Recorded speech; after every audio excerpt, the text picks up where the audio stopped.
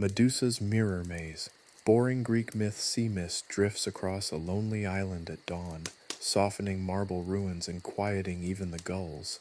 Between crumbling pillars, a maze of polished mirrors waits in perfect stillness, each pane veiled, each corridor hushed, as though the world is holding its breath. Yet this isn't the threshold of a dreadful legend. It's merely the after-hours entrance to a puzzle nobody scheduled, where reflections matter more than swordplay, and the greatest danger is forgetting which way you came. Somewhere inside, a hero named Perseus will arrive clutching a shield that's shinier than it is useful, and a Gorgon named Medusa will be hoping above all else for 5 uninterrupted minutes of peace. So begins a quiet tale about caution, curiosity, and the sleepy geometry of a mirror maze, told slowly enough that even the sharpest edges fade to silver. And if you listen closely, you might hear the distant click of a latch that was never meant to open at all. Chapter 1. The Accidental Hero. Perseus, our hero, or, as he'd prefer to be called, guy who occasionally avoids getting turned to stone, wasn't exactly having a bad day. It wasn't a good day either, mind you. It was a perfectly average day for a perpetually unlucky adventurer whose greatest skill lay in avoiding catastrophic failure rather than achieving spectacular success. Which, let's be honest, is a surprisingly common skill set in this particular line of work. Think of it as negative achievement, if you will, a sort of anti-accomplishment. I'm sure there's a whole academic paper on it somewhere, probably filed under existential dread, a case study in mildly incompetent heroes. The sun beat down on the dusty streets of a quaint, slightly dilapidated Greek village, the kind you'd find in a stock photo labeled charmingly rustic. This, of course, was misleading. The charm was mostly cobwebs, and the rusticity was largely due to a persistent lack of funds for repairs. Donkeys brayed, chickens pecked, and the air hung heavy with the scent of roasted goat and something vaguely resembling despair. It was, in short, a typical Tuesday. Perseus himself was a sight to behold, or rather a sight to slightly wince at. He wasn't exactly sculpted from marble like some of those other heroes, more like he'd been hastily assembled from spare parts and a healthy dose of bad luck. His tunic was perpetually stained, mostly with olive oil and questionable wine. His sandals were held together by sheer willpower and a prayer to Hephaestus, who, let's face it, probably had better things to do. And his hair looked like a confused bird had built a nest on his head. And then there was the shield. The shield. Perseus's pride and joy, his companion, his oversized, slightly dented, surprisingly reflective piece of bronze. It wasn't much good for, actual shielding. More like accidental reflecting. It was far more effective as a mirror than it was as a bulwark against the blows of mythical creatures. This fact would later become incredibly relevant and, frankly, a bit life-saving.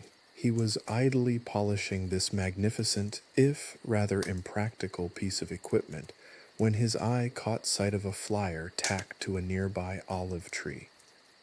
An olive tree that, coincidentally, seemed to have a slightly more balanced relationship with gravity than the rest of the village's flora. The flyer proclaimed, in flamboyant lettering that was clearly done by someone with way too much time and a questionable sense of aesthetics, a monster-slaying competition. Perseus paused, his brow furrowing. He'd always envisioned his life playing out a little differently than this. Maybe he should have opted for pottery instead of adventuring. At least pottery didn't involve the existential dread of facing down mythological monsters. Or, the persistent risk of being accidentally turned to stone. The flyer promised glory, riches, and the hand of the lovely Andromeda. The last bit particularly caught his attention.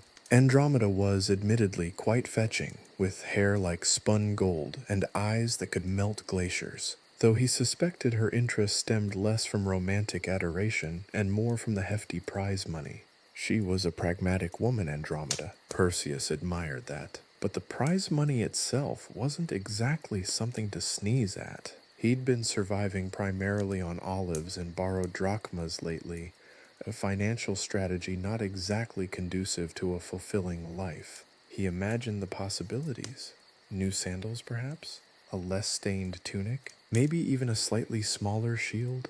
The possibilities swam before him in a dizzying haze of financial freedom. The flyer mentioned only one contestant, Medusa. The name sent a familiar shiver of mild apprehension down his spine, mostly because every story he'd ever heard about Medusa involved far too many snakes and a complete lack of sensible footwear. But the promised riches overrode any lingering anxieties. And besides, how difficult could it be? It was a competition, not a suicide mission, though, considering his luck, the two concepts seemed awfully close. As he started to stroll toward the location mentioned on the flyer, a cave that seemed suspiciously similar to several other caves in the area, he pondered the details. He wondered if Andromeda would really be there. He also wondered if whoever wrote the flyer had ever actually met a monster before. The level of dramatic flair was frankly astounding. It gave monster slaying a far more action movie feel than one might expect. He adjusted his shield, the bronze glinting under the sun. It was at this precise moment, as he contemplated the strategic use of his oversized, unexpectedly reflective piece of weaponry, that Perseus's perfectly average day took a spectacular turn for the absurd. The kind of turn that involves a whole lot of accidental heroism, a touch of existential dread, and far too many unexpected encounters with really rather grumpy mythical creatures. The kind of turn that would, in the end, make him far more famous than he ever deserved to be. Or so the legends would later proclaim. The legends which, as we shall see, tend to get a bit embellished. The cave mouth yawned before Perseus like a slumbering beast, its darkness promising untold adventures, or more likely untold tripping hazards. He adjusted his shield again, the bronze reflecting his own slightly apprehensive face back at him. He really should have invested in some decent hand lotion. The olive oil was doing little to alleviate the dryness. He sighed, a sound lost in the echoing stillness of the cave entrance. He ventured into the shadows, his sandals crunching on loose gravel. The air grew cooler, damper, and smelled faintly of mildew and something vaguely floral, which was a disconcerting combination. He'd expected a more fiery, sulphurous smell. Perhaps the marketing materials had been slightly misleading. Again, the cave opened into a surprisingly spacious chamber, its walls adorned with bizarre stalactites that resembled petrified sausages. At the far end, bathed in a strange ethereal light emanating from some unseen source, sat Medusa. Now Perseus had expected something more monstrous. He'd imagined a creature of terrifying beauty, a fearsome Gorgon with writhing serpents for hair and eyes that could melt the very soul. What he found, however, was underwhelming. Not in a bad way necessarily, just unexpected. Medusa was slumped against the cave wall, her hair, which surprisingly wasn't made of snakes, though it did bear a striking resemblance to a particularly tangled nest of seaweed, draped around her like a tangled shawl. She was wearing what appeared to be a rather comfortable-looking robe, embroidered with surprisingly intricate patterns, depicting what seemed to be various methods of noise cancellation. Her expression was one of profound exhaustion, bordering on despair. She was, to put it mildly, not terrifying. She was, in fact, clutching a small, fluffy kitten. Perseus stared, his jaw slack. This wasn't the battle-ready monster he'd anticipated.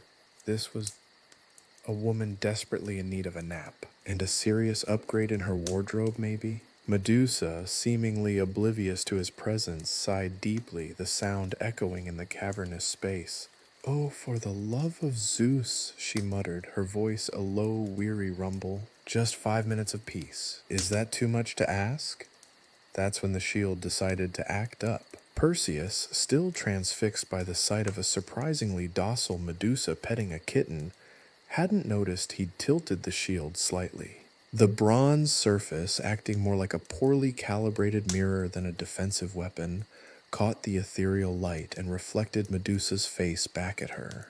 The effect was dramatic. Medusa froze. Not in a dramatic slow motion kind of freeze, but more like a sudden jarring stop motion animation. Her hand, still stroking the kitten, remained suspended in midair.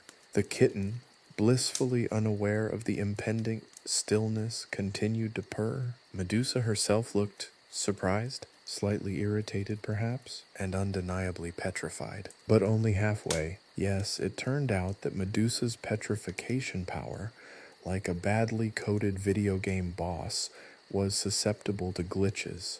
This wasn't the full, dramatic, turn to stone from head to toe transformation. No, this was more of a partially petrified with a highly unsettling amount of stone growing around the feet and slowly creeping up her legs kind of situation. It was, to use the contemporary gaming parlance, a sequence break. A comical, unexpectedly merciful, and very confusing one. The kitten, having apparently concluded that its human was merely taking a particularly long nap, snuggled deeper into Medusa's lap. Perseus stared, completely baffled. He'd expected a dramatic sword fight, a heroic struggle, perhaps even a witty exchange of insults. Instead, he had unintentionally triggered a bizarre, half-hearted petrification sequence. It felt less like a heroic conquest and more like accidentally resetting a level in a notoriously buggy game. Hello? He ventured tentatively, taking a step forward. The kitten blinked. Medusa didn't. He considered his options. Running seemed like the logical choice, but running from a half-petrified woman clutching a fluffy kitten felt vaguely disrespectful. Attacking also seemed counterproductive. If anything, it might complete the petrification process, turning the whole situation into something far less amusing. He decided to try a different approach. "Excuse me," he said, his voice barely a whisper. "Are you all right?" The kitten yawned. Medusa remained stubbornly half-petrified.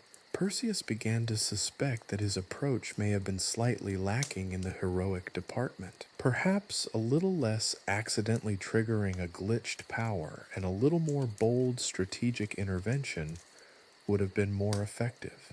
Then again, he mused, maybe this was the whole point. Maybe Medusa's power was tied to her emotional state, a weird mix of exhaustion and irritation. And perhaps, just perhaps, her accidental half-petrification was a desperate attempt to finally achieve that elusive 5 minutes of peace. He carefully approached her, making sure not to shine his shield directly on her. The kitten meowed, a soft, plaintive sound. It seemed to understand the situation better than Perseus did. Perhaps he needed to adjust his game strategy. He needed a power-up, or maybe just a handbook. He spent the next few minutes cautiously observing the half-petrified Medusa, the scene playing out like a surreal tableau of quiet desperation and accidental heroism. The kitten, proving to be the most perceptive creature in the room, started grooming Medusa's stony leg with astonishing determination. Perseus wondered if he should try talking to the kitten. He figured it had a better grasp of the situation than he did. Maybe it had a quest item or something.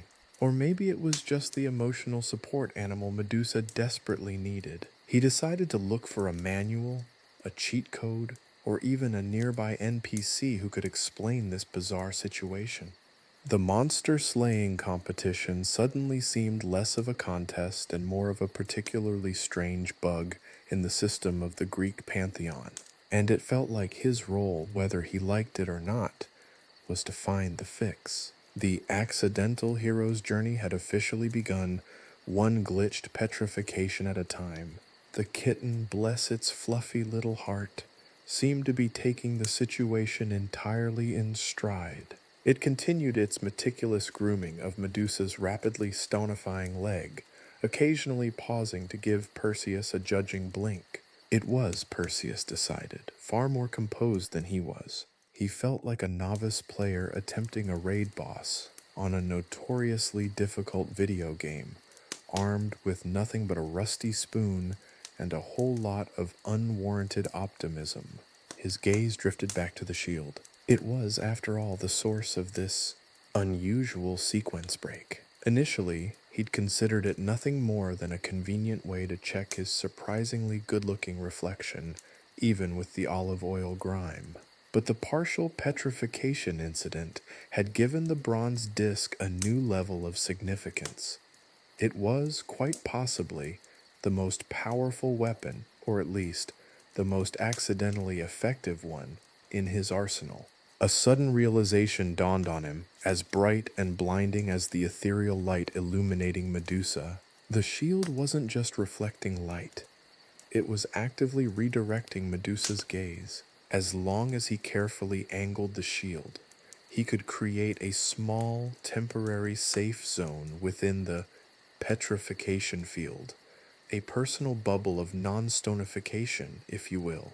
It was clumsy, it was makeshift, it was ridiculously unlikely to work in any other context, but it seemed to be working here. This wasn't a carefully planned strategy. It was more of a happy accident, a clumsy stumble into accidental brilliance. He was essentially using the shield to create a makeshift mirror maze of his own, one carefully constructed reflective safe zone at a time.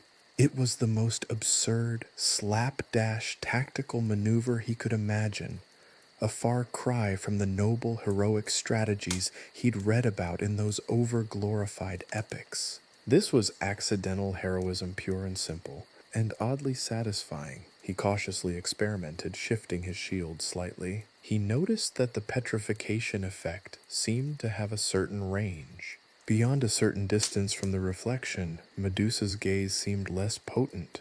This wasn't something he'd calculated. He'd simply stumbled upon it, like a secret level unlocked by accidentally pressing the wrong button. He began to carefully move, his movements as fluid and precise as a particularly ungainly tortoise. Each step was measured, each angle of his shield meticulously adjusted to ensure that the reflection remained safely away from Medusa. It was a slow, painstaking process, but surprisingly effective. Medusa, meanwhile, remained stuck in her half-petrified state, a living and mostly inanimate testament to Perseus's accidental brilliance. The kitten, having completed its grooming duties, now sat perched on Medusa's lap, its tiny paws gently kneading her now stone-cold thigh.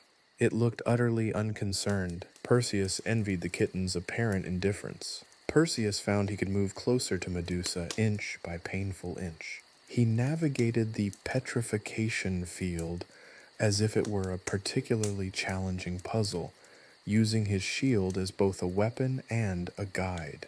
He felt like a sculptor working with an extremely reluctant subject, one with a surprisingly high tolerance for being partially turned into stone. He discovered that certain angles were more effective than others. Direct reflection seemed to exacerbate the petrification process.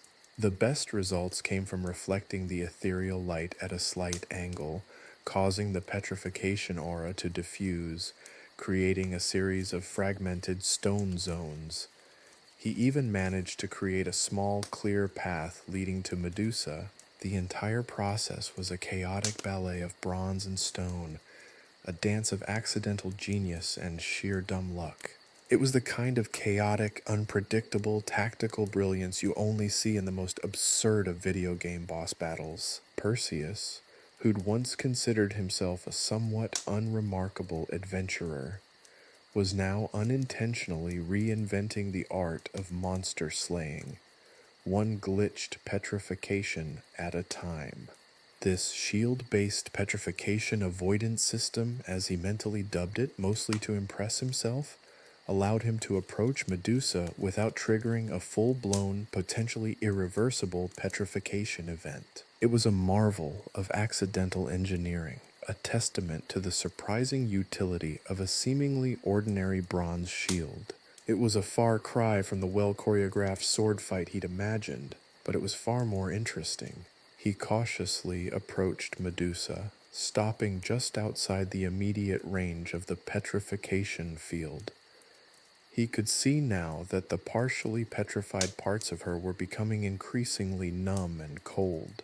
It was a disturbing yet oddly fascinating spectacle. The kitten, sensing the change in proximity, let out a soft mew, looking up at Perseus with a surprisingly knowing gaze. It seemed to understand the delicate balance he was maintaining. Perseus almost wished he could communicate with the creature. It might have held some crucial insight into this bizarre predicament. Maybe even a hidden quest item, or a map of the cave. Or maybe just a simple guide on how to deal with a half-petrified, kitten-loving Gorgon. He cleared his throat, finally ready to actually talk to Medusa, rather than simply observe her accidental transformation.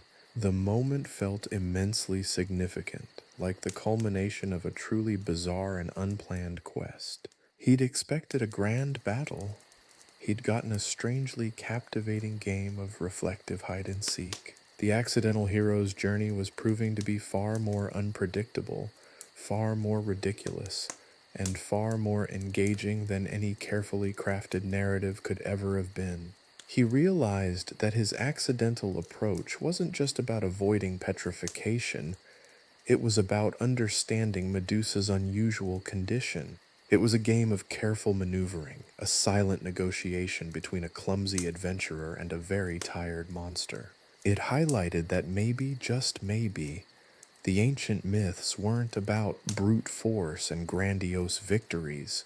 They were about navigating chaotic situations with a combination of luck, ingenuity, and a well-placed bronze shield. The whole encounter was absurd. Perseus, armed with a shiny shield and an abundance of unintentional strategic brilliance, had somehow managed to disarm, or at least half-petrify, a Gorgon without resorting to a single sword stroke. It was a testament to the unpredictable nature of fate, the inherent glitches in even the most ancient systems, and the surprisingly effective utility of a well-placed reflection. His accidental hero journey was far from over. In fact, it was just getting started. The next step was to figure out how to unpetrify Medusa, which sounded far more complicated than accidentally half-petrifying her in the first place. The journey of an accidental hero was clearly paved with unexpected challenges, and Perseus was ready, or at least willing to try, to face them, one glitched encounter at a time. The kitten, meanwhile, seemed prepared to offer moral support, and perhaps some vital clues. The game, it seemed, was afoot. The air hung heavy with the scent of olive oil and impending disaster. Perseus, still basking in the afterglow of his accidental shield-based petrification avoidance system, felt a pang of, well, not exactly guilt, but perhaps a mild twinge of responsibility. Medusa, half petrified and sporting a rather unconcerned kitten on her lap, wasn't exactly in a state of conquered. He needed a plan, a proper strategy, something less reliant on accidentally redirecting her gaze with a conveniently reflective shield. He rummaged in his rather overstuffed knapsack, a relic of his ill-prepared adventure for a snack. His stomach rumbled, a low growl competing with the soft mewing of the kitten. He unearthed a small, slightly squashed bag of olives, a last vestige of his meager provisions. He popped one in his mouth, savoring the briny burst of flavor. Another olive followed, then another, until a particularly plump, glistening specimen slipped from his grasp and tumbled towards the floor with the grace of a drunken Olympian. "Blast!" Perseus exclaimed, his voice echoing strangely in the cavern. He bent down, his shield momentarily forgotten in his quest for the lost olive. His movements were more akin to a clumsy octopus attempting ballet than a seasoned hero rescuing a vital quest item. He reached for the runaway olive, his fingers brushing against something unexpectedly soft and yielding. It wasn't the smooth surface of the cave floor, it was something deeper. He looked up, and his eyes widened in surprise and a touch of horror.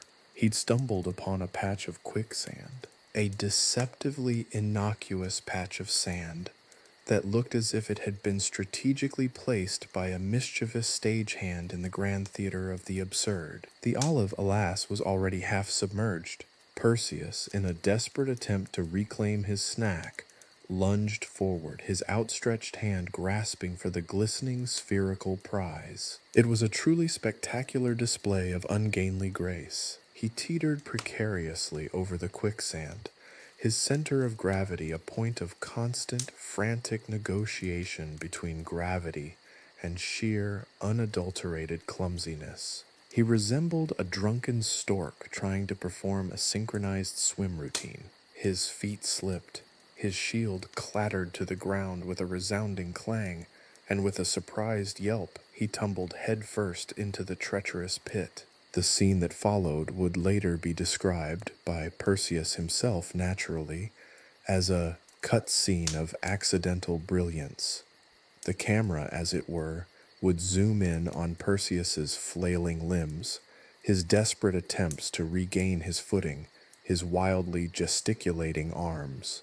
The quicksand, with the uncaring demeanor of a seasoned professional, swallowed him whole, well, almost whole. He managed to grab onto a nearby stalactite, his fingers digging desperately into the jagged rock. But what about Medusa? Well, let's just say that his accidental tumble wasn't entirely without consequence. In a spectacular, if slightly improbable display of physical comedy, his flailing limbs, in their desperate scramble for purchase, had managed to, accidentally of course, send Medusa hurtling towards the treacherous quicksand. There's no other way to describe it, really. It was the most slapstick, absurdly comedic scene imaginable. Picture this: a half-petrified Gorgon, still sporting a rather nonchalant kitten on her lap, launched into the air like a rag doll in a particularly violent game of Angry Birds. The kitten remarkably held on, clinging to Medusa's lap like a fluffy four-legged koala. It was a feat of acrobatic prowess that would have made any Olympic gymnast jealous. Medusa, with the grace of a sack of potatoes, tumbled into the quicksand.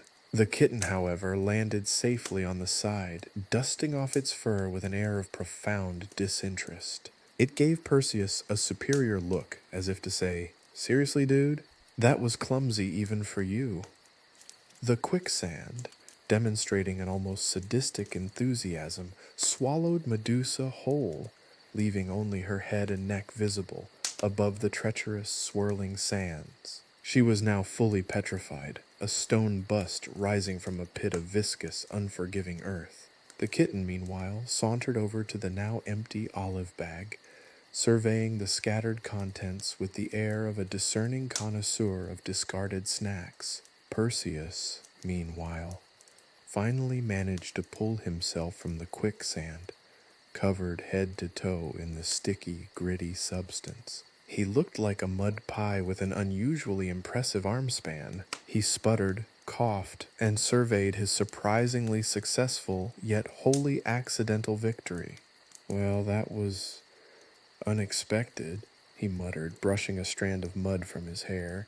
His gaze drifted to Medusa's petrified head, still serenely, or perhaps stonily, overlooking the scene. The kitten, having discovered a particularly tasty-looking olive, was now happily munching away. Perseus felt a strange sense of accomplishment. He defeated a Gorgon without lifting a sword, using primarily his own clumsiness and a pit of quicksand.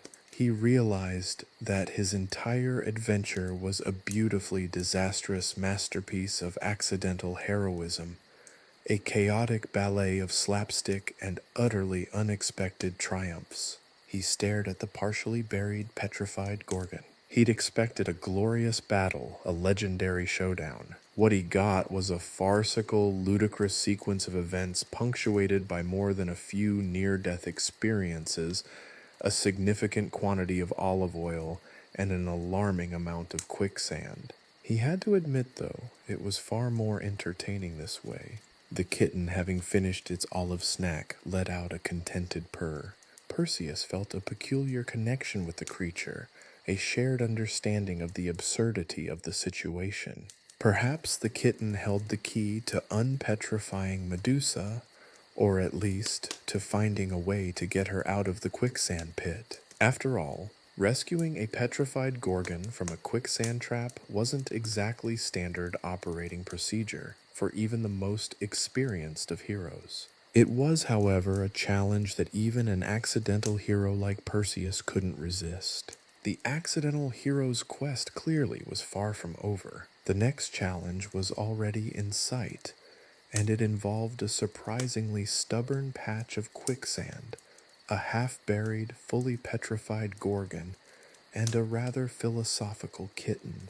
And Perseus, as usual, was woefully unprepared, but surprisingly not entirely unoptimistic. The game quite literally was still afoot. The kitten, having finished its olive snack, let out a contented purr, a sound that somehow seemed to echo the absurdity of the entire situation. Perseus, still coated in a fine layer of quicksand and sporting a rather impressive mud mustache, felt a strange sense of accomplishment.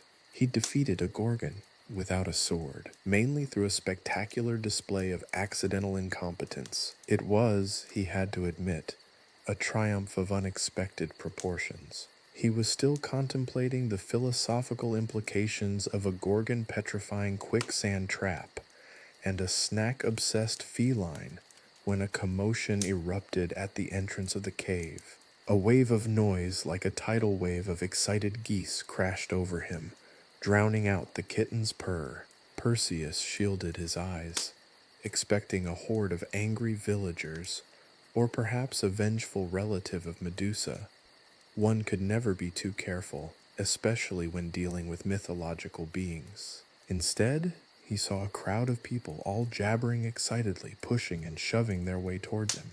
They looked like extras from a particularly boisterous historical drama, their expressions a bizarre mix of awe and incredulity. They carried jugs of wine, baskets of olives, naturally, and a few rather suspiciously oversized loaves of bread.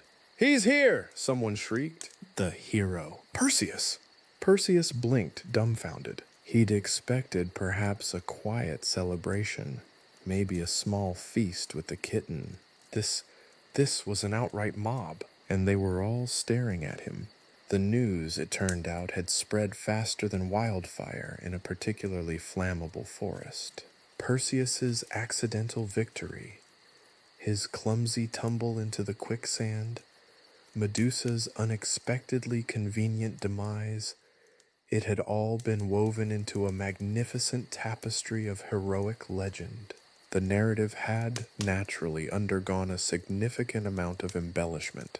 What began as a simple tale of a hapless adventurer and a surprisingly petrifying Gorgon had morphed into an epic saga of unparalleled bravery. Perseus, the accidental hero, had become Perseus, the valiant slayer of monsters, the conqueror of quicksand, the champion of the people. He'd single-handedly defeated the fearsome Medusa, a feat previously considered impossible, using nothing but his wits in a strategically placed pit of quicksand. The details, however, had become increasingly fantastical. According to some accounts, he'd wrestled Medusa for hours, a grueling battle of unmatched skill and courage. Others claimed he'd used his shield not merely to deflect her gaze, but to craft a dazzling array of light-based attacks that temporarily blinded the Gorgon, allowing for a swift and decisive strike. The most extravagant version involved a magical sword forged by Hephaestus himself, a blade that hummed with celestial energy and could slice through stone and Gorgon alike. Perseus, he realized with some amusement, had become a much more capable hero in absentia. The tavern was a cacophony of sound and exaggerated gestures. Every storyteller had added their own flair, their own special brand of dramatic license. The air was thick with the smells of roasted meat, spilled wine, and slightly too enthusiastic storytelling. Perseus, still grappling with the implications of his newfound fame, found himself being hoisted onto a makeshift podium, a wobbly, overturned table, and forced to accept cheers, accolades, and a surprisingly large number of olive wreaths. He felt a little like a gladiator, except instead of a lion, he was facing an audience of extremely enthusiastic, slightly inebriated villagers. He attempted to explain that his victory was, in fact, entirely accidental, a fortunate confluence of events, and a truly remarkable amount of clumsiness. But his words were lost in the roar of the crowd. His denials only fueled the legend, confirming in their minds that his humility was merely another testament to his heroic virtue. The exaggerations continued, each retelling adding layers of mythical embellishment to the already embellished narrative. Perseus, who had initially planned to quietly claim his reward and forget the whole ordeal, found himself unexpectedly caught in a whirlwind of fame, a whirlwind that smelled strongly of spilled wine and slightly burnt olives. Andromeda, the princess, added her own particular twist to the saga, arriving with a flourish and a retinue of equally enthusiastic followers. She, too, had heard tales of Perseus's daring exploits, and her account of the events differed slightly from the village's already highly embroidered narrative. Her version emphasized Perseus's heroic selflessness, his unwavering courage in the face of insurmountable odds, his dazzling display of quick thinking and unparalleled skill. He'd faced not only Medusa, but also a horde of monstrous cyclopes, a fire-breathing hydra, and a legion of fearsome harpies, all while simultaneously navigating a treacherous labyrinth filled with booby traps and ancient curses. The battle with Medusa, she emphasized, lasted for days, with Perseus skillfully dodging her lethal gaze while simultaneously fending off her mythical henchmen. Perseus stared at Andromeda, completely speechless. He was, quite literally, stunned into silence. His own account of stumbling into a quicksand pit and accidentally launching Medusa into the same pit paled considerably in comparison to Andromeda's grand, highly embellished epic. He had to admit Andromeda's storytelling skills far outstripped his own abilities. He'd always been more of a blunder into victory type of hero, rather than an orator of heroic deeds. The princess, with the theatrical flair of a seasoned performer, painted a picture of heroic struggle, dramatic tension, and ultimately, a thrilling victory. He listened, utterly captivated, as she regaled the audience with tales of his bravery and skill. The tavern erupted in cheers once more, the crowd completely enthralled by Andromeda's performance. Perseus, despite his initial skepticism, couldn't help but be slightly flattered by her narrative. It was, after all, far more impressive than his own modest and accurate account. As the night wore on, the tales grew even more outlandish. Perseus, initially baffled by the level of exaggeration, started to find a strange amusement in it all. The accidental hero was becoming a legend, a myth in the making. He was a hero, not because of his prowess, but because of the collective imagination of a very enthusiastic and somewhat intoxicated village. The fame, admittedly, was rather intoxicating. The constant praise, the endless streams of olive wreaths, the copious amounts of free wine, it was all quite heady. Perseus, however, remained slightly uncertain about his role in all of this. He'd expected a reward, perhaps a small amount of gold, maybe a new shield. He hadn't anticipated becoming a legend. This was undeniably a new adventure entirely, and the best part? He hadn't even had to lift a finger or a sword. The fame, it seemed, was a reward in itself, at least until he had to figure out how to actually get paid. And maybe, just maybe, get Medusa out of the quicksand. That kitten was still judging him. Chapter 2. The Myth's Mishaps. The next morning dawned, not with the rosy-fingered dawn of myth, but with a hangover that could curdle milk. Perseus, still slightly dizzy from the previous night's celebrations, found himself being ushered towards the temple of Athena. He wasn't entirely sure why. One minute he was accepting another olive wreath. He was beginning to suspect they were breeding them specifically for this occasion. The next he was being gently but firmly propelled towards a rather impressive marble edifice. The temple, he noted, was surprisingly clean, unlike the tavern, which was currently battling a particularly aggressive olive pit infestation. He'd expected a celebratory feast, maybe a parade, possibly a small statue erected in his honor, preferably one sculpted with a slightly less exaggerated physique. Instead, he was here, facing the stern gaze of Athena, goddess of wisdom, strategic warfare, and apparently extremely ironic advice. Athena, perched on a surprisingly comfortable-looking throne carved from a single piece of jade, regarded Perseus with an expression that could only be described as mildly amused exasperation.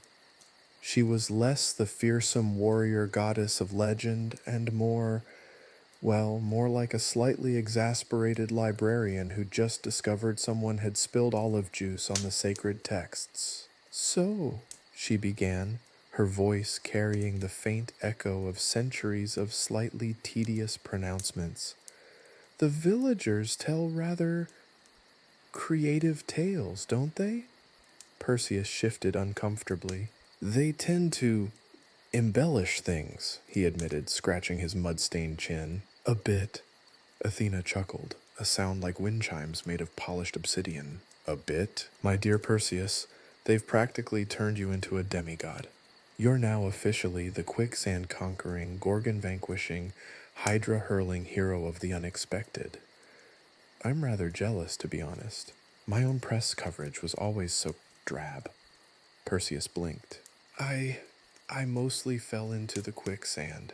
Athena waved a dismissive hand, a gesture that somehow managed to simultaneously dismiss the entire mortal realm and adjust the drape of her toga. Details. Now you've defeated Medusa. Congratulations. Though frankly, I'm still slightly confused. I've dealt with a lot of monsters, and none of them were defeated by accidental quicksand entrapment. I did use my shield," Perseus offered defensively, holding up the battered, slightly olive-stained implement, "as a makeshift mirror. Yes, the strategically placed reflection technique. Innovative, though not exactly my first choice," Athena admitted, her expression softening slightly. "Tell me, did you remember to bring a spare pair of sandals?" Perseus frowned. "Sandals? Oh, yes," Athena sighed dramatically. "Critical in monster combat. You see, in my battle with Typhon, a rather unpleasant experience involving several hundred volcanic eruptions, I learned the hard way that running away in sandals is significantly faster than running away in anything that requires tying laces." This was not the pep talk Perseus was expecting. He was anticipating sage wisdom, tactical advice, perhaps a cryptic prophecy. This sounded more like a particularly whimsical travel blog. He decided to press on. "What about Medusa's gaze? Any tips?" Athena leaned forward, her eyes twinkling mischievously. Medusa's gaze. My advice: avoid eye contact at all costs. Unless, of course, you enjoy sudden bouts of petrification. I once tried using a really shiny shield. Very similar to yours, actually. But let's just say it ended with me spending a rather uncomfortable afternoon as a garden ornament. Very bad for the complexion. Perseus stared, speechless. This was certainly a unique approach to mentorship. He decided to try a different tactic. "What about weapons?" "I only had my shield." Athena tapped a long, perfectly sculpted fingernail against her throne. "Weapons are overrated. Trust me. I once tried to fight a minotaur using a particularly sturdy cheese grater. Let's just say the cheese grater lost." She paused for dramatic effect. "My most successful monster-slaying technique? Distraction. A well-placed distraction can buy you valuable time, and time, my dear Perseus, is the ultimate weapon. I once distracted a three-headed Cerberus with a particularly juicy bone. Worked like a charm, although admittedly, I then had to spend the next week chasing that dog all over Olympus. The gods are terrible at cleaning up after their pets, by the way. Perseus was beginning to suspect that Athena's wisdom was less a result of divine intervention and more a consequence of years spent dodging increasingly absurd situations. Her experiences seemed far more suited to a particularly wacky comedy than a serious discussion of mythological warfare. So, to summarize, Perseus said slowly, trying to process everything. Avoid eye contact, run away in sandals, use distraction, and preferably avoid cheese graters. Athena nodded approvingly. Precisely. Oh, and one more thing. Always carry extra olives. You never know when you'll need to appease a grumpy cyclops. She winked. They have a surprisingly sweet tooth. Perseus left the temple of Athena feeling more confused than enlightened. The goddess's advice was, to say the least, unconventional. However, as he wandered back towards the now slightly less olive pit-infested tavern, he couldn't help but feel a grudging respect for her unconventional wisdom. After all, if a goddess could survive battling monsters with nothing but a well-placed distraction and a penchant for shiny objects, perhaps accidental victories weren't so bad after all. Besides, he still had a mountain of olive wreaths to deal with. And maybe, just maybe, figure out how to bill Medusa for her impromptu quicksand spa treatment. The kitten, he was sure, was already working on a detailed invoice. The celebratory olive wreath ceremony, it turned out, was merely the eye of the hurricane. The real storm of absurdity hit Perseus the moment he stepped out of the temple of Athena. First, a flock of particularly aggressive doves decided his newly acquired laurel wreath was a prime nesting site, leading to a chaotic struggle involving feathers, frantic flapping, and a surprisingly resilient wreath. Perseus emerged victorious, albeit slightly ruffled and smelling faintly of bird droppings. Next, he encountered a grumpy satyr who'd lost his favorite reed pipe. The satyr, whose temper was apparently as volatile as his musical talent, accused Perseus of stealing it. The ensuing argument involved a lot of goat-like bleating, hand gestures that seemed inspired by interpretive dance, and a surprisingly accurate depiction of Perseus's alleged crime using twigs and mud. The misunderstanding was resolved only when a small, mischievous nymph confessed to hiding the pipe. Apparently, she'd needed a new kazoo. Perseus, still reeling from the unexpected musical interlude, received a surprisingly heartfelt apology, along with a slightly chipped wine cup as a peace offering. The wine, he noted, was surprisingly good.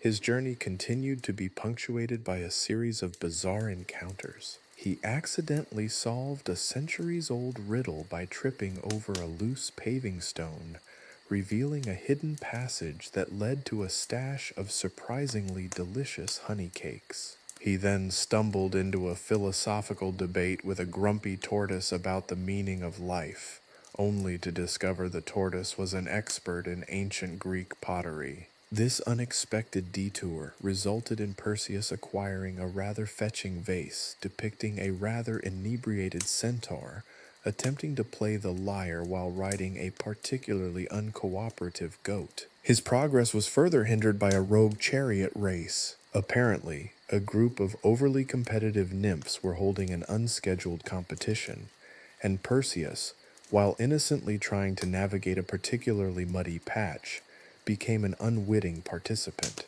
The race was a whirlwind of near misses, frantic shouts, and the horrifying realization that chariot racing in ancient Greece had apparently not advanced significantly since the Bronze Age. Despite his complete lack of experience, Perseus somehow managed to win, thanks mainly to the other racers' unexpected tendency to collide with each other. His prize? A slightly dented bronze helmet, and the rather disconcerting title of Champion of the Unexpected Chariot Race.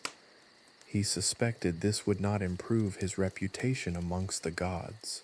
The landscape itself seemed determined to hinder his progress. A seemingly innocuous stream turned out to be a bottomless pit of quicksand, his second encounter with the treacherous substance, much to his mounting horror.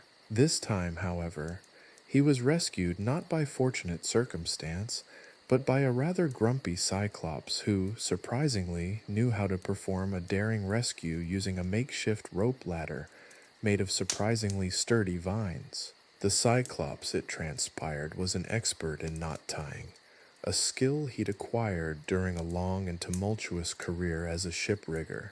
The rescue was followed by an unexpected bonding experience over surprisingly potent mead, and a detailed discussion of the relative merits of various knot-tying techniques. Finally, after what felt like an eternity of slapstick adventures, he arrived at Medusa's lair. It wasn't the terrifying cavern of myth, but a rather dilapidated cottage, overflowing with discarded pottery shards, half-finished tapestries, and an alarming number of stray cats.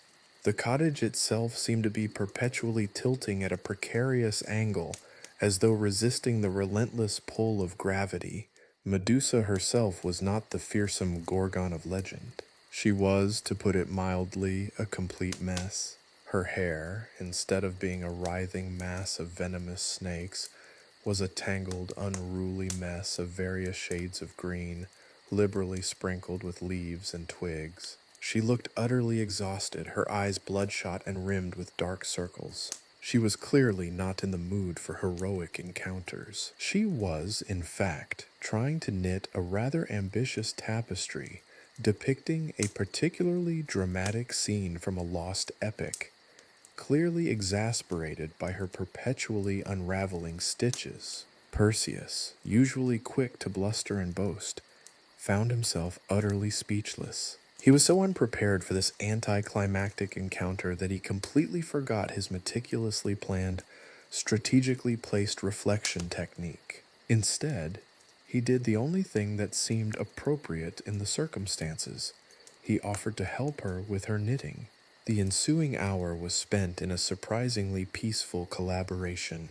Perseus, despite his clumsiness, proved to have a surprising talent for untangling knots, a skill he'd honed during his many encounters with tangled vines. Medusa, in turn, shared her surprisingly insightful commentary on the art of tapestry weaving, occasionally punctuated by sighs of frustration and the occasional sharp hiss of annoyance when a particularly unruly cat decided her yarn was a suitable plaything. As Perseus deftly worked on a particularly stubborn knot, he inadvertently caused a slight tremor in Medusa's knitting needles, causing one of her needles to fly off at a trajectory that directly aligned with his highly reflective shield. The needle caught the light perfectly. The reflected light struck Medusa directly in the eye. The result, not petrification, but a rather startled blink and a slightly bewildered exclamation. Perseus, however, completely misread the situation, convinced he'd somehow won through sheer dumb luck. He seized the moment, striking a heroic pose and declaring victory. Medusa, entirely too exhausted to argue, simply nodded wearily and offered him a cup of lukewarm herbal tea. The tea, she muttered, was supposed to be good for the nerves. Perseus was beginning to suspect that the real monster wasn't Medusa, but the sheer chaos of his own misadventures. He left the cottage not with a severed head, but with a slightly muddled sense of accomplishment, a newly acquired knitting technique, and a profound appreciation for the restorative power of herbal tea. The entire experience felt more like a surreal comedy sketch than a heroic battle, and somehow that felt right. The herbal tea, lukewarm and vaguely floral, did little to soothe Perseus's nerves. The victory over Medusa, if it could even be called that, had left him feeling more bewildered than triumphant. He'd expected a legendary battle, a clash of titans, perhaps even a dramatic showdown worthy of a bard's epic poem. Instead, he'd gotten a knitting lesson and a mild case of tea-induced drowsiness. The whole experience felt anticlimactic, almost disappointingly normal. This unsettling feeling of normalcy was shattered, quite literally, as the ground beneath his feet began to tremble. Not a gentle tremor, but a full-blown, earth-shattering quake that sent him sprawling into a particularly prickly bush. He emerged, covered in thorns and muttering apologies to the offended flora, just in time to witness the arrival of the Kraken. Now, Perseus had envisioned the Kraken in all its mythical glory, a monstrous cephalopod, its tentacles the size of oak trees, its eyes glowing with malevolent intelligence, its breath a freezing tempest. What he actually got was, well, it was less monstrous and more misunderstood. The Kraken, it turned out, was a rather large, albeit slightly grumpy octopus. It wasn't exactly the size of a small island, more like the size of a particularly large pony. Its tentacles, while undeniably numerous, were more reminiscent of overcooked spaghetti than fearsome weapons. Its eyes, instead of glowing with malevolence, were watery and slightly bloodshot, like it had been crying. Or perhaps it had just spent the last few hours battling a particularly stubborn knot in its fishing net. And instead of breathing freezing tempests, it was emitting a series of mournful sighs that sounded suspiciously like someone trying to suppress a yawn. In short, the Kraken looked utterly, profoundly miserable. Perseus, never one to miss an opportunity for awkward interaction, decided to approach the situation with his usual brand of heroic clumsiness. He cleared his throat, attempting a heroic pose that was immediately undermined by a stray thorn clinging stubbornly to his tunic. "Greetings, mighty Kraken," he announced, his voice wavering slightly. "I, Perseus, am here to, subdue you?" he added, the question trailing off into uncertainty. The Kraken, instead of unleashing a torrent of ink or unleashing its tentacles, merely blinked slowly and emitted a particularly loud sigh. "Oh, for the love of Poseidon," it groaned, its voice a surprisingly melodious baritone. "Must you add to the chaos?" Perseus, taken aback, stammered, "Chaos? But you're a Kraken. You're supposed to be chaotic." The Kraken let out a sound that was somewhere between a groan and a chuckle. "My dear Perseus," it sighed, "being a Kraken isn't some glamorous vocation.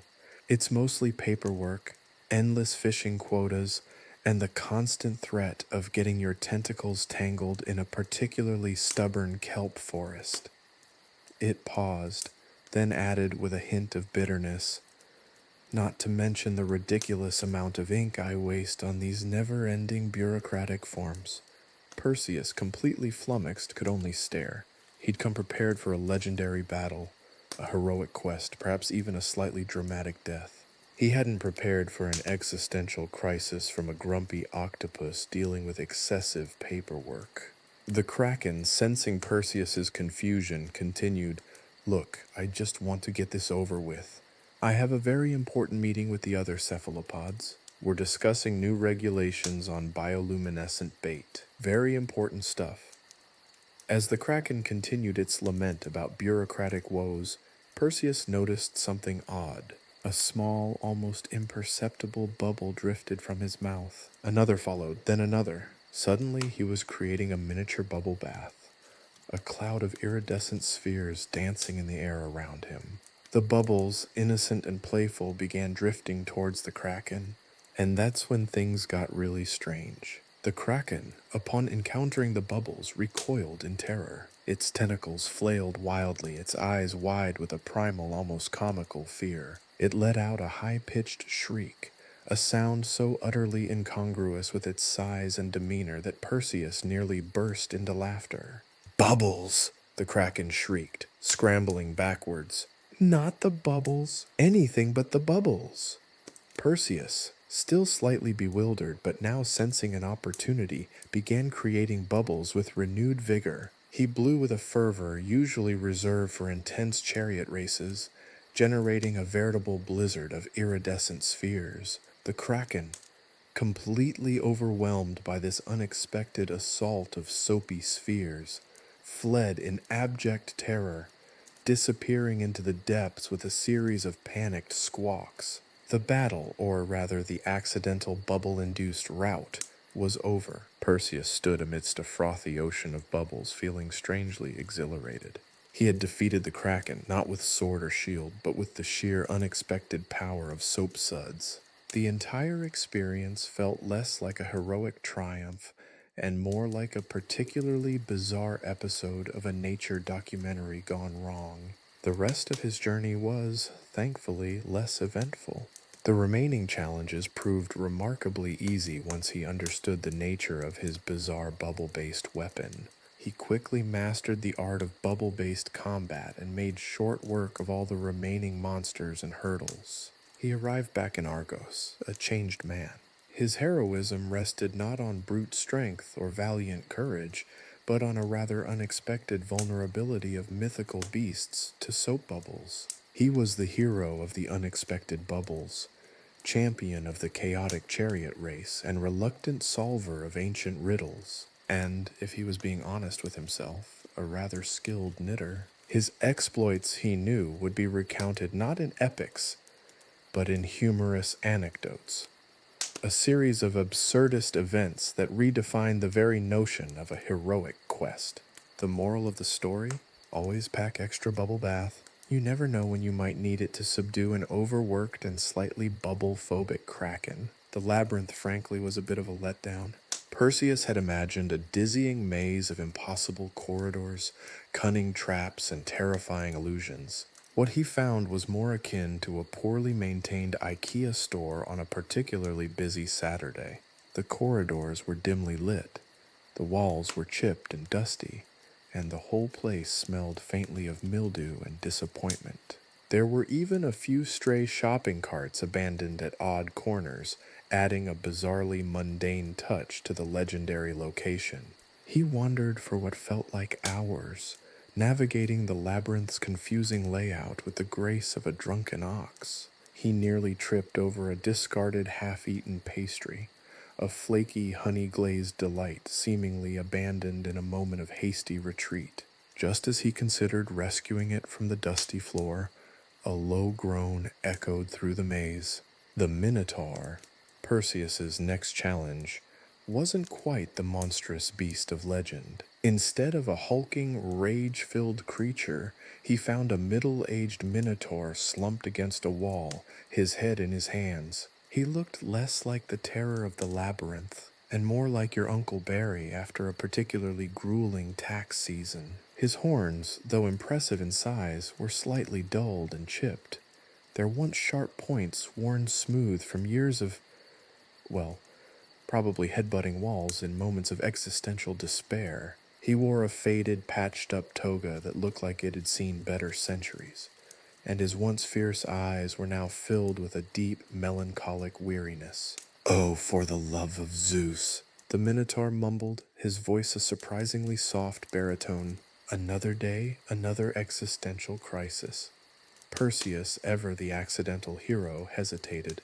He'd expected a fierce battle, a heroic struggle, a dramatic confrontation worthy of a Hollywood blockbuster. This was disconcerting. He awkwardly cleared his throat. Hello?" he ventured. The Minotaur looked up, startled. His eyes widened slightly as he took in Perseus, his gaze lingering for a moment on the half-eaten pastry still lying on the floor. "Oh, it's you," he sighed, his voice devoid of menace. "Look, I'm really not in the mood for another pointless battle. Could you perhaps just go away?" Perseus, utterly taken aback by the Minotaur's lack of aggression, stammered, But you're the Minotaur. You're supposed to, eat people." The Minotaur let out a weary chuckle. "Eat people? My dear Perseus, I haven't had a decent meal in centuries. All this labyrinth guarding is incredibly monotonous. The diet consists mainly of stale barley cakes and the occasional nervous tourist who dares to venture too close. Believe me, it's not nearly as exciting as the legends would have you believe. He paused, a hint of bitterness lacing his tone. And the paperwork, the endless paperwork. Filling out those monster monthly reports is a nightmare. He gestured vaguely towards the dusty floor. Look, he continued, I have a rather important meeting with the local Cyclops Union representatives. It's about fair wages and better benefits. You wouldn't believe the struggle to get hazard pay for dealing with these ever-shifting corridors. They keep changing the floor plan. It's a bureaucratic nightmare. Perseus, completely thrown by this unexpectedly mundane conversation, stared at the Minotaur. The creature, the supposed terror of the labyrinth, was complaining about his job, his benefits, and the endless paperwork associated with being a mythical beast. He suddenly felt a wave of sympathy wash over him. This wasn't a villainous monster. He was a disgruntled, middle-aged employee facing a midlife crisis. The Minotaur shifted slightly, his gaze falling on the abandoned pastry. His eyes lit up with a sudden glimmer of something akin to joy.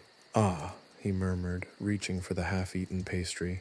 This looks delicious. Perseus saw his chance. While the Minotaur was engrossed in his unexpected treat, Perseus quietly slipped past, his footsteps barely disturbing the dusty labyrinth floor.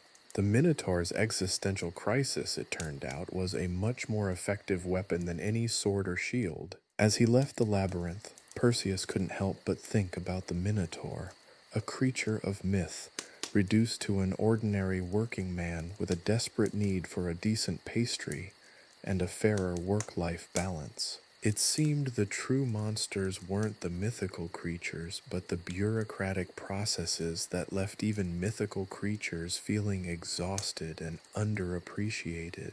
The rest of Perseus's quest felt almost anticlimactic after his encounter with the surprisingly relatable Minotaur. He navigated the remaining challenges, a Hydra who was struggling to pay its mortgage, a harpy with a serious case of writer's block, and a grumpy Cerberus who just wanted a quiet evening at home.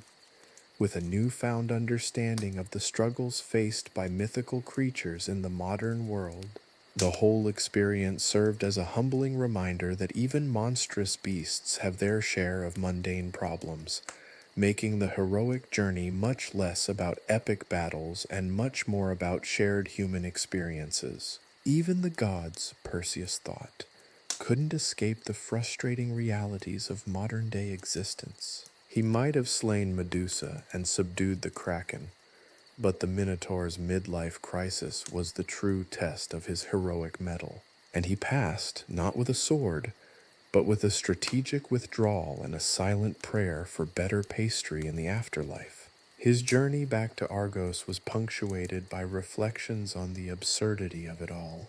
He found himself questioning the very nature of heroism.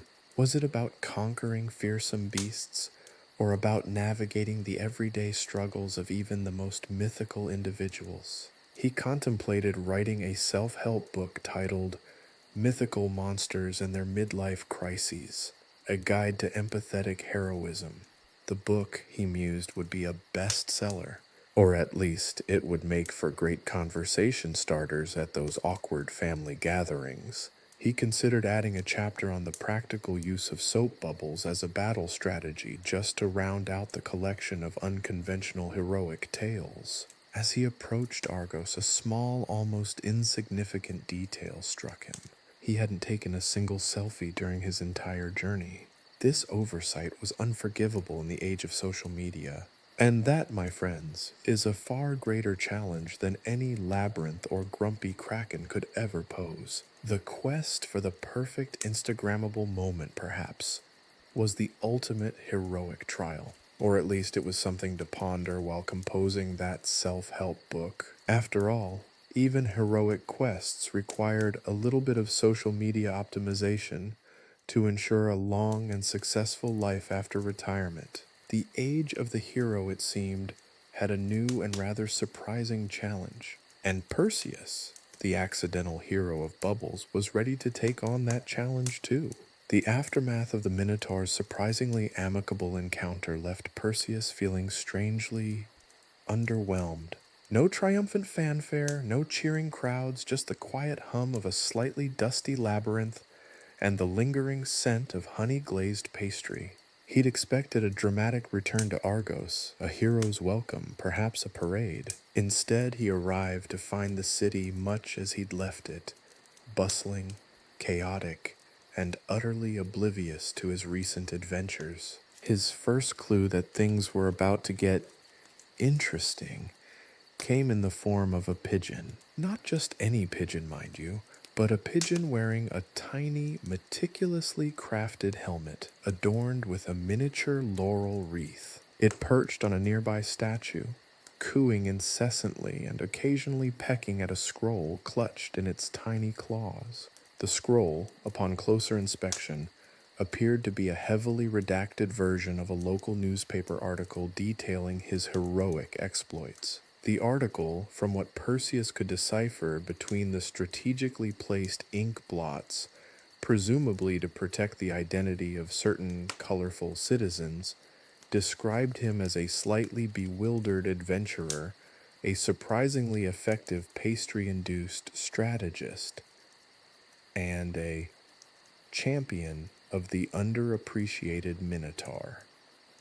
The pigeon, apparently, was a dedicated journalistic delivery service, tasked with disseminating this oddly accurate, if somewhat understated, account of his exploits. A wave of nausea, not entirely unrelated to the pigeon's proximity, washed over him. The next few days were a whirlwind of increasingly bizarre occurrences. First, there was the interview request from a talk show host known for her penchant for interviewing mythological creatures, and her even greater penchant for dramatic lighting and questionable fashion choices. Then, a delegation of disgruntled nymphs arrived at his doorstep, demanding reparations for the emotional distress caused by Perseus's unintentional destruction of their favorite willow tree, a collateral casualty of his haphazard escape from the labyrinth. They weren't exactly subtle about their demands either, resorting to elaborate interpretive dance routines involving copious amounts of glitter and strategically placed flower petals. His attempts to explain the situation often ended in more confusion than clarity. The public, it seemed, had an insatiable appetite for the details of his quest, but an equally strong aversion to the dull, mundane truth. The story had somehow morphed into a larger-than-life epic, completely void of the accidental nature of his victories. He was hailed as the hero of the honey-glazed pastry, the labyrinth's accidental architect, and master of Minotaur management. The commercial endorsements started rolling in, each more absurd than the last. There was a line of Perseus-approved sandals, made of surprisingly uncomfortable materials, a range of Minotaur-inspired energy drinks taste suspiciously like barley, and even a line of self-help books titled Achieve Minotaur-Level Calm in 10 Easy Steps. The sheer volume of merchandise featuring his unintentionally heroic image was enough to make even the most stoic god weep, or at least send a mildly sarcastic tweet. Meanwhile, the gods themselves seemed to be taking great amusement in the chaos. Zeus, ever the prankster, sent Perseus a daily barrage of cryptic messages through pigeons, all wearing tiny helmets and laurel wreaths, of course. Messages that were both nonsensical and vaguely threatening. Hermes, always one for mischief, started spreading rumors about Perseus's supposed secret romantic entanglement with a particularly vocal group of harpies, a rumor that was promptly picked up by several gossip websites, much to Perseus's utter dismay. The situation was quickly spiraling into a full-blown PR nightmare, but one that was strangely entertaining. The city of Argos, once a quiet, relatively speaking hub of ancient Greek life, became a spectacle. Tourists flocked to witness the hero of Argos, causing traffic jams of epic proportions. His every move was documented, every word he uttered analyzed and interpreted. His life became a reality show without his consent. The pressure was mounting, threatening to shatter his already tenuous grasp on sanity. He tried to retreat, to seek solace in the quiet corners of the city. But even those spots were overrun by selfie stick wielding enthusiasts and overly zealous autograph seekers. Even his attempts at anonymity failed spectacularly. A failed attempt to disguise himself as a humble olive farmer resulted in a 2-hour debate with a group of philosophers about the existential implications of olive oil production, which ultimately resulted in Perseus revealing his identity as the subject of much debate to a cheering crowd. He tried to explain his accidental heroism, his lack of planning, his almost comical mishaps, but it was to no avail. The public, it appeared, wanted a hero, not a mildly clumsy adventurer who tripped over more pastries than actual monsters. He tried to warn them, in fact, desperately tried to convince them that he was utterly unprepared for this onslaught of fame, that his victories were entirely accidental, and that he was more likely to cause a food fight than actually win a battle. But the public was not ready to listen. The pressure mounted until it became so overwhelming that Perseus decided to try a new tactic: complete and utter chaos. If the public wanted a spectacular display of heroic prowess, he was going to give them one. He planned and executed an elaborate, nonsensical display of heroism, involving a flock of trained pigeons, a mountain of honey-glazed pastries, a dramatic reenactment of his encounter with the Minotaur, which somehow involved a breakdancing goat, and a speech consisting entirely of riddles and half-baked metaphors. The result was, predictably, a complete disaster. Yet, curiously enough, it was also the thing that made him the most popular he'd ever been. The absurdity of it all endeared him to the public. They saw in his chaotic display a reflection of their own lives, full of unexpected twists, turns, and a healthy dose of absurdity. This unexpected acceptance was more terrifying than any Gorgon's gaze. Perseus had gone from accidental hero to a full-blown cultural phenomenon, his name synonymous with unexpected success, chaotic victories, and the irresistible allure of honey-glazed pastries. He had inadvertently created a new mythology, a mythology not of gods and monsters, but of the delightfully absurd side of ordinary human experience. He was undeniably a legend of his own making, and one that even he couldn't quite fully comprehend. The quest, it turned out, had just begun, and this time there was no map, no guide, only the overwhelming and strangely amusing consequences of accidental fame. The story of Perseus, the accidental hero, had taken a turn for the utterly ridiculous, and it showed no signs of stopping. His next adventure, he was sure, would involve an even more absurd scenario, and he would face it not with a sword or shield, but with a hearty laugh and a bag full of honey-glazed pastries, and perhaps a well-placed pigeon, because the world of accidental heroism is a strange and chaotic place. Chapter 3: The Final Boss Battle, sort of. The journey to Medusa's lair, if you could call it that, was less a perilous quest and more a scenic hike through a surprisingly well-maintained botanical garden. Gone were the labyrinthine corridors and monstrous guardians. Instead, Perseus found himself ambling along a babbling brook, the air thick with the scent of jasmine and something faintly resembling honey-glazed pastries, a persistent aroma that seemed to follow him like a mischievous poltergeist. He'd half expected to encounter a hydra guarding the entrance, or perhaps a grumpy cyclops demanding a toll. Instead, he found a meticulously manicured lawn leading to a secluded grotto, adorned with surprisingly tasteful garden gnomes. This was not the terrifying lair of a monstrous Gorgon. This was A spa retreat.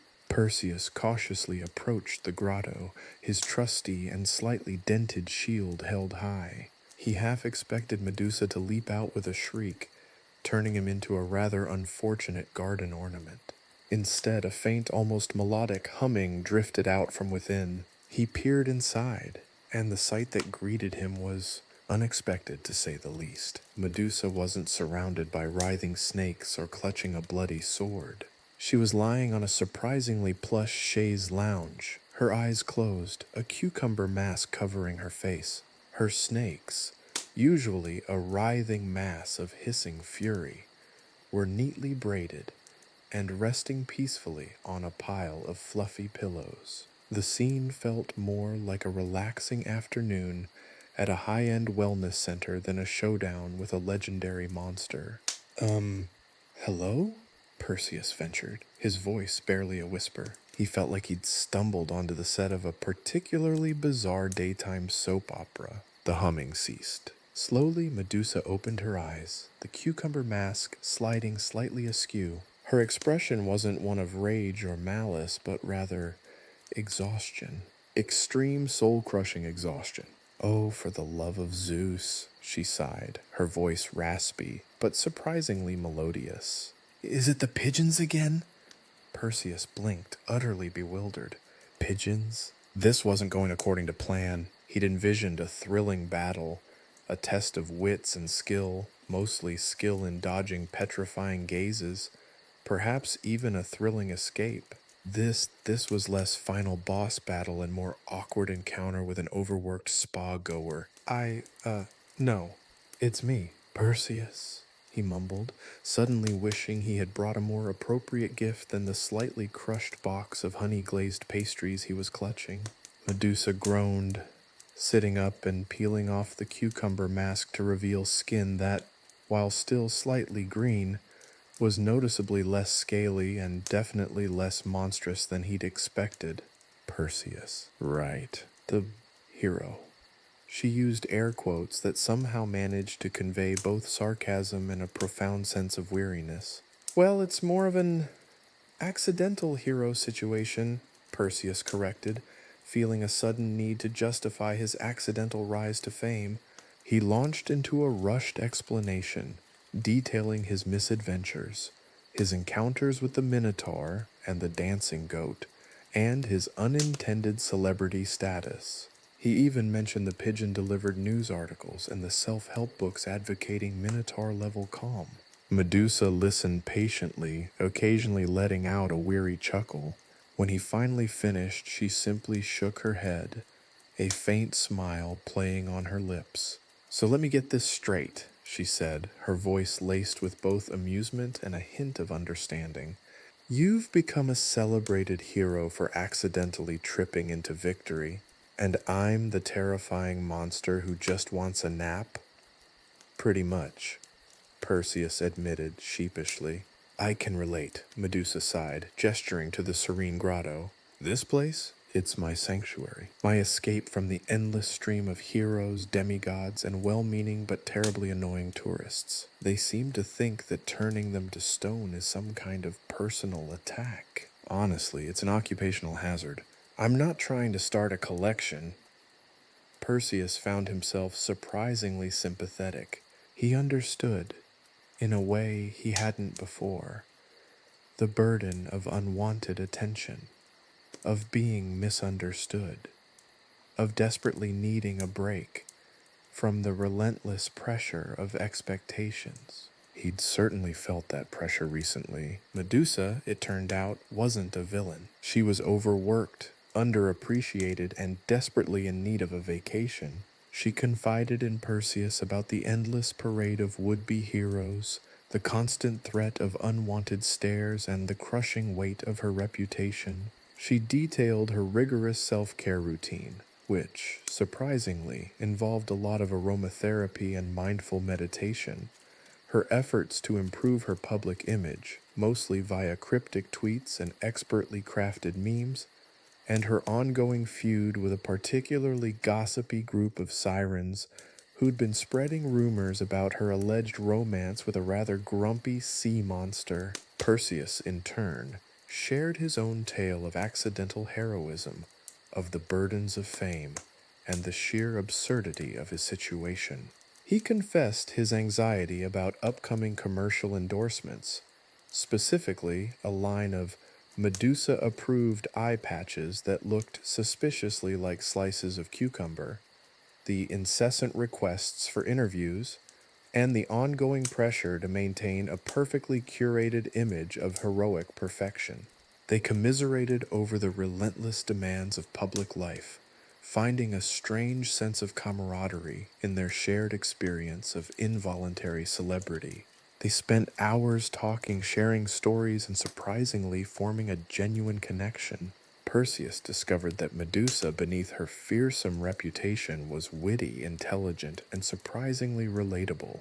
He learned that she loved gardening, had a secret passion for pottery, and possessed a surprisingly extensive knowledge of ancient Greek sitcoms. The final boss battle, it turned out, was less a battle and more a therapeutic session, and in the end, Perseus left the grotto, not with a severed head or a triumphant cry, but with a newfound understanding of the burdens of fame, the complexities of reputation, and the unexpected joy of finding a friend in the most unlikely of places. The honey-glazed pastries remained uneaten, a symbolic offering of peace rather than a prize of conquest. The world outside the grotto remained chaotic, but for Perseus, something had shifted. His accidental journey had led him to an unexpected truce, a shared understanding, and perhaps a valuable new friendship. And maybe, just maybe, a few tips on cucumber-based skincare.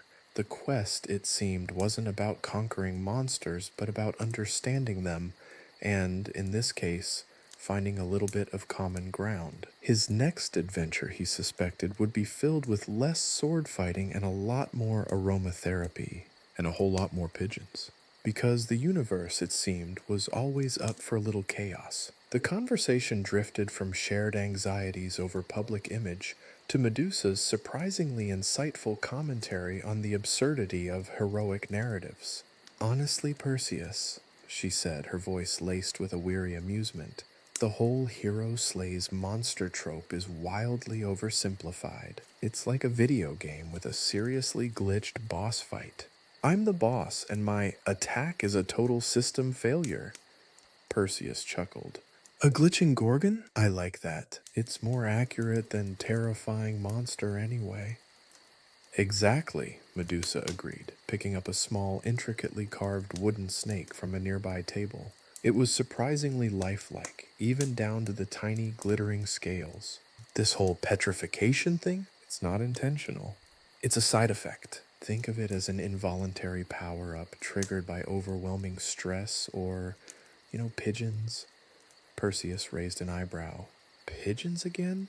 Medusa sighed dramatically. "Oh, the pigeons. They are the bane of my existence. They seem to have developed an unhealthy obsession with my garden gnomes, constantly harassing them, and every time I try to shoo them away, bam, another statue.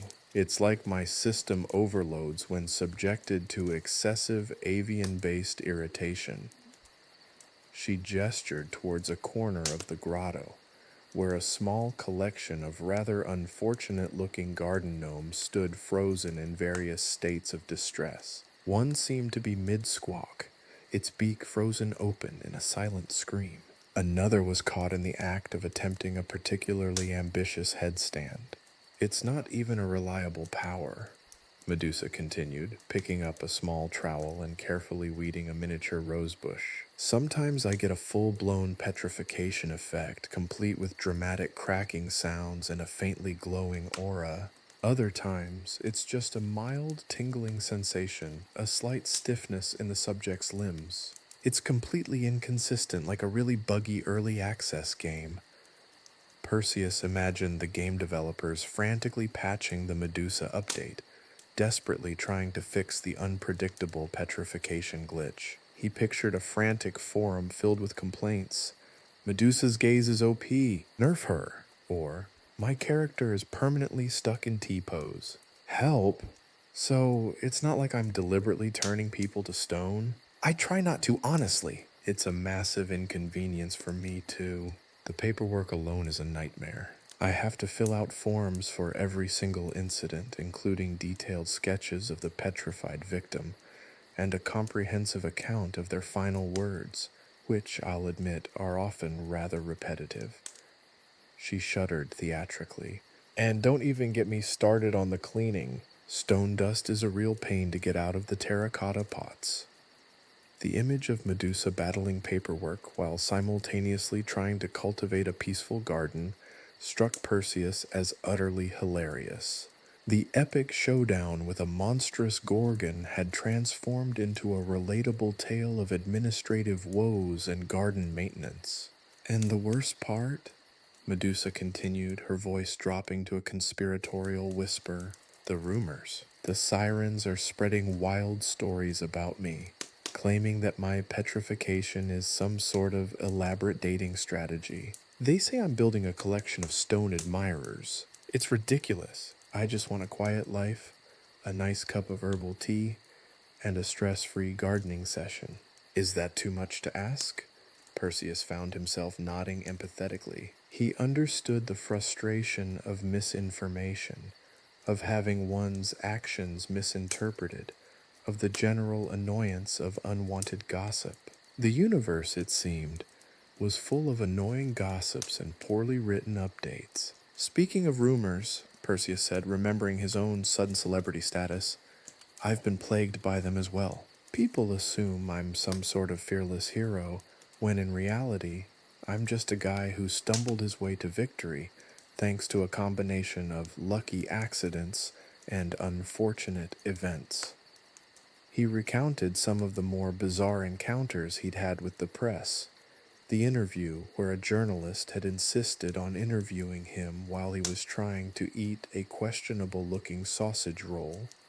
The photo shoot where a photographer had almost accidentally petrified his new haircut, and the fan mail he'd received filled with enthusiastic but rather unsettling requests for autographed photographs of his feet. It's like we're both characters in a wildly inaccurate and poorly written fan fiction, Medusa said, a hint of a smile playing on her lips. The narrative doesn't align with the reality of our lives. They spent the rest of the afternoon sharing stories, laughing and commiserating over the shared burdens of fame and the general absurdity of the situation. Perseus, instead of engaging in an epic battle, found himself forging an unlikely friendship with the glitching Gorgon, a friendship built on mutual understanding, shared anxieties, and a healthy dose of self-deprecating humor. The setting sun cast long shadows across the grotto, painting the walls in hues of orange and purple. As Perseus prepared to leave, he felt a pang of reluctance. He'd come expecting a climactic showdown. Instead, he'd discovered a kindred spirit, someone who understood the frustrations of unwanted attention and the absurdity of trying to live up to an overly simplistic narrative. Before he left, Medusa presented him with a small terracotta pot, hand-painted with a rather charming depiction of a slightly grumpy-looking pigeon. A token of our unusual alliance, she said with a wink. And maybe, just maybe, a good luck charm against future pigeon-related incidents. Perseus smiled, clutching the small pot. He knew this wasn't the traditional ending to a hero's tale, but it felt infinitely more satisfying. He walked away, not with a severed head, but with a renewed understanding of the world, and a surprisingly useful new addition to his already overburdened collection of unusual souvenirs. The adventure, he realized, was never about defeating monsters. It was about understanding them, and perhaps even finding a friend in the most unexpected of places. And, he thought as he strolled back down the well-maintained path, about mastering the art of successfully avoiding pigeons, a skill that it seemed might come in handy on future adventures. Even if those adventures involved a significantly lesser amount of sword fighting and a lot more gardening. and a lot more pigeons. The universe, after all, had a penchant for the absurd. The next morning dawned, not with the triumphant blare of heroic fanfare, but with the gentle chirping of unusually cheerful crickets. Perseus, still slightly disoriented from the previous day's surprisingly amicable encounter with Medusa, decided to stick to his original plan, albeit with a significantly altered approach. Forget the valiant charge, the dramatic sword fight, the triumphant decapitation. His new strategy involved a sleeping draft, a strategically placed shield, and a healthy dose of blind luck.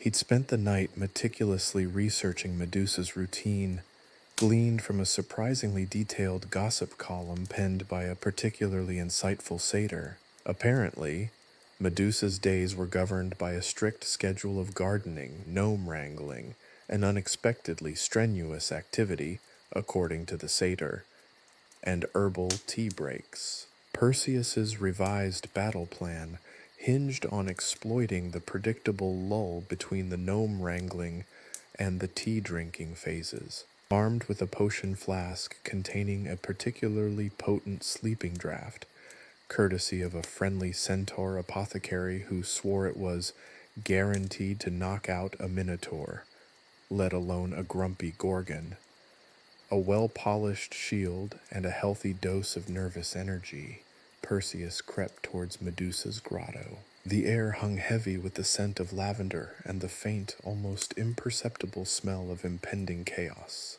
The grotto itself resembled a cross between a botanical garden and a slightly cluttered art studio. Terracotta pots overflowed with vibrant flowers. Intricately carved gnomes held court amongst the foliage, and canvases leaned against the walls, showcasing a surprisingly impressive collection of Medusa self-portraits, all featuring varying degrees of stony glares.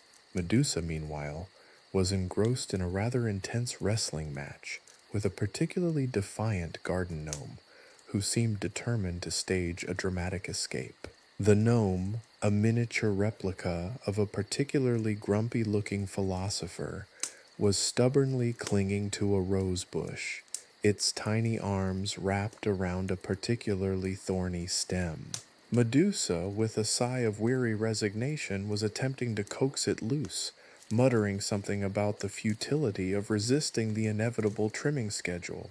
This was Perseus's moment. He crept closer, his heart pounding a frantic rhythm against his ribs. This was nothing like the legendary battles he'd read about in dusty old scrolls. This was guerrilla warfare, a low-key operation requiring stealth, precision, and a whole lot of hoping the sleeping draft didn't backfire spectacularly. With the precision of a seasoned ninja, or at least someone who'd spent a significant amount of time playing stealth-based video games, he positioned his shield, which, let's be honest, was more of a highly polished mirror than a weapon, at a strategic angle. The sun's rays, reflected by the shield's surface, created a dazzling beam of light that landed directly on Medusa's face, momentarily blinding her. He seized this fleeting opportunity. He uncorked the sleeping draught and, with a whispered prayer to the gods of accidental heroism, hurled the potion towards Medusa. The vial sailed through the air with the erratic trajectory of a drunken bee, narrowly missing a particularly plump bumblebee and a rather priceless-looking ceramic frog before landing, somewhat unceremoniously, in Medusa's herbal teacup. The teacup, filled with what was presumably a chamomile and lavender blend, now contained a potent dose of sleeping draught. Medusa, unsuspecting, took a sip, and then another, and then with a dreamy sigh, she slumped onto the soft grass, her weary eyes fluttering closed. Perseus, standing there clutching his shield like a ridiculously oversized selfie stick, stared at his unintended masterpiece. He hadn't slain a monster, he hadn't engaged in a dramatic battle. He had, however, successfully tranquilized a mythical creature with a sleeping draught disguised as tea.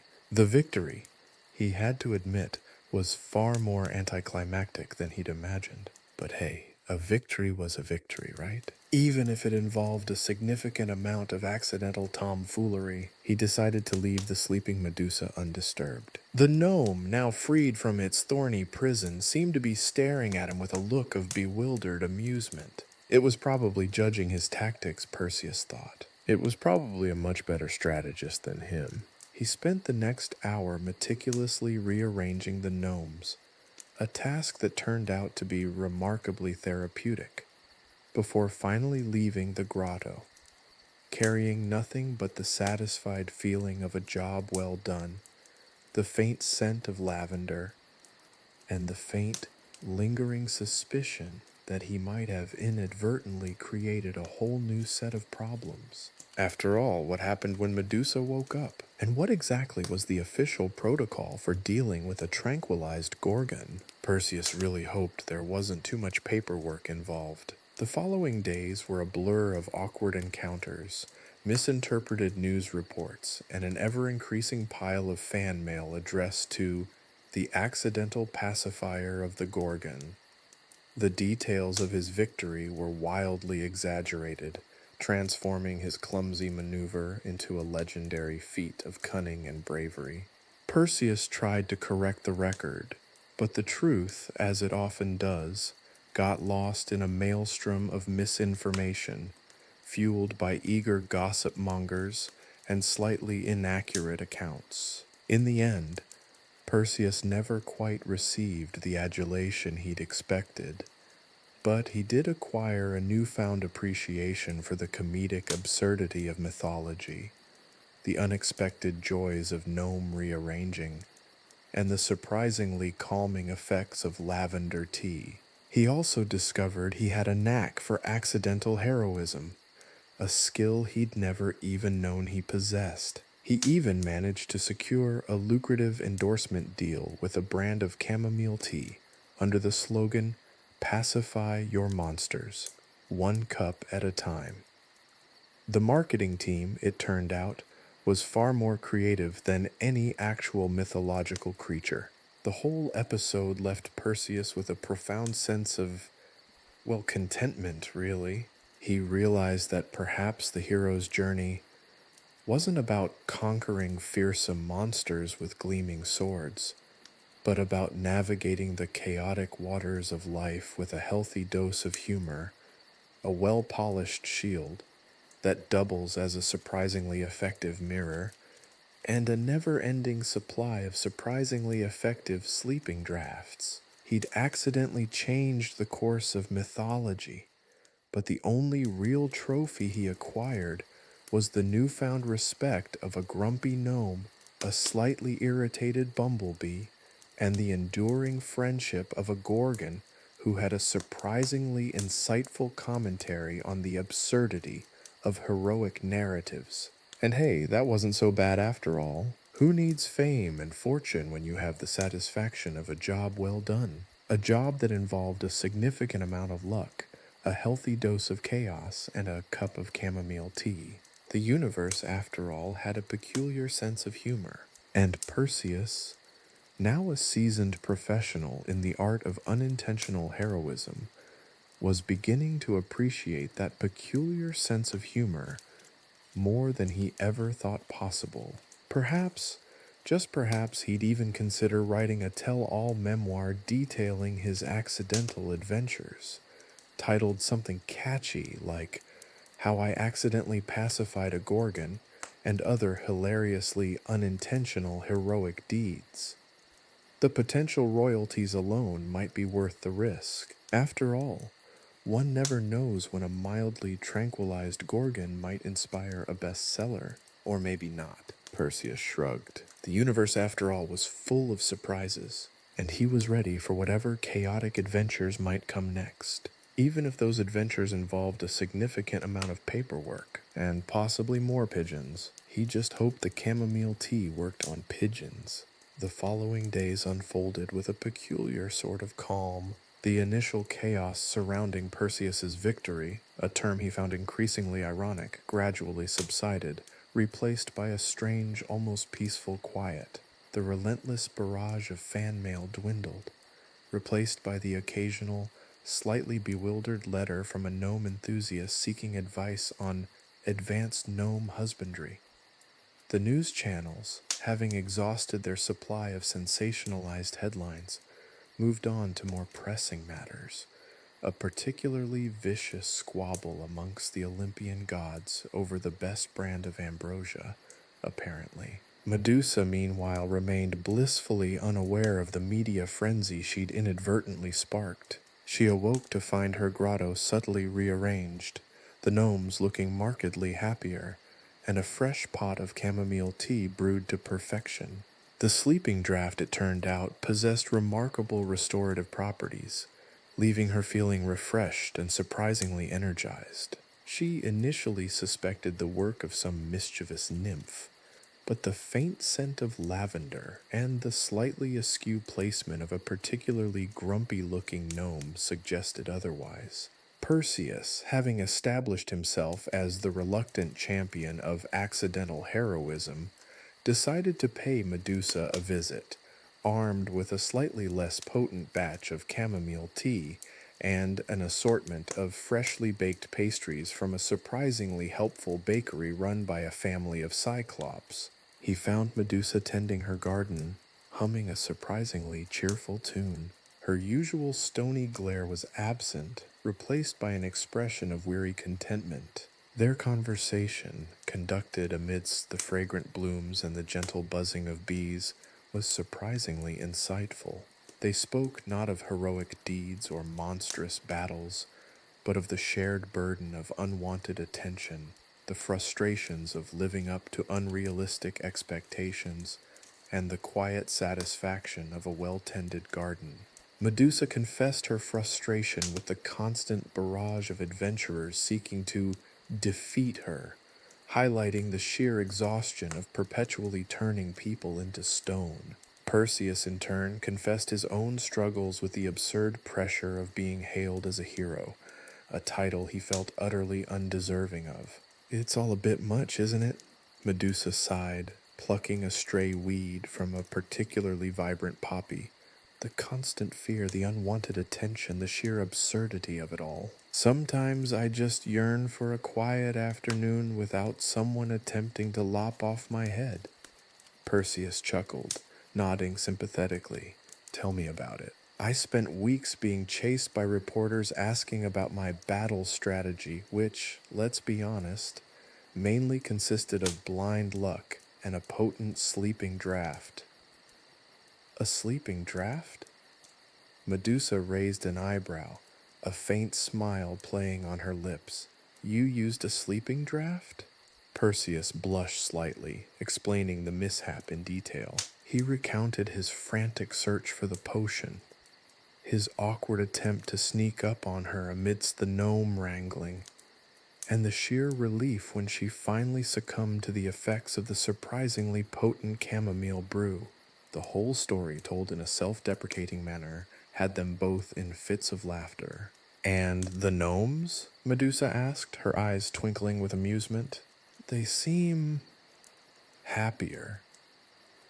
Perseus admitted to his unexpected talent for gnome rearranging, describing his hour-long meditative session spent meticulously organizing the miniature figurines, assigning them to different roles in the garden based on their expressions. Medusa found herself chuckling at this unexpected detail. The shared laughter broke down the barriers between them, revealing a mutual understanding that transcended their mythological roles. They were both tired of the expectations, the drama, and the sheer absurdity of their situation. They found common ground in their mutual desire for peace, quiet, and the occasional well-deserved cup of chamomile tea. Their unlikely friendship, forged in the crucible of accidental heroism and mutual exhaustion, blossomed surprisingly quickly. They spent the following weeks exchanging stories, sharing tea, and occasionally engaging in friendly gnome wrangling competitions. Medusa consistently won, displaying a surprising skill for the art of miniature garden management. Perseus continued to receive fan mail, but now he had a confidant to share the absurdity of it all with. someone who truly understood the strange comedic nature of his exploits. The narrative shifted, leaving behind the comedic chaos of the earlier chapters. The focus shifted from the absurdity of Perseus's accidental victory to the surprisingly touching bond he formed with Medusa. It was a quiet, reflective scene, a stark contrast to the earlier high-octane moments of near catastrophe and wildly exaggerated heroism.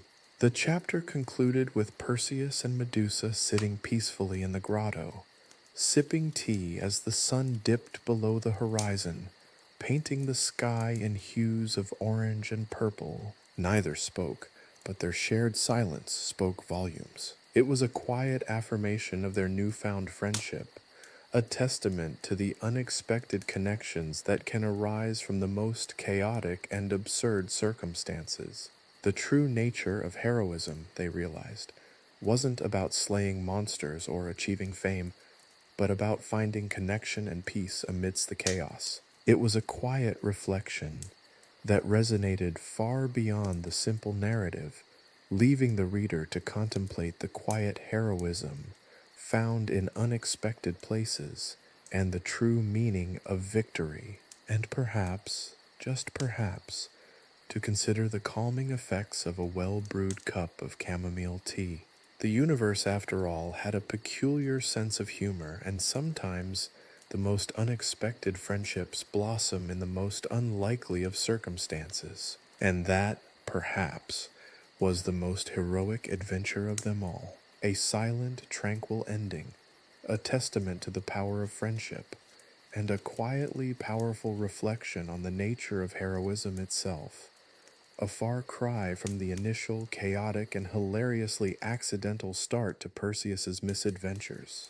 The ending was peaceful, almost serene, a balm to the boisterous beginnings of their tale.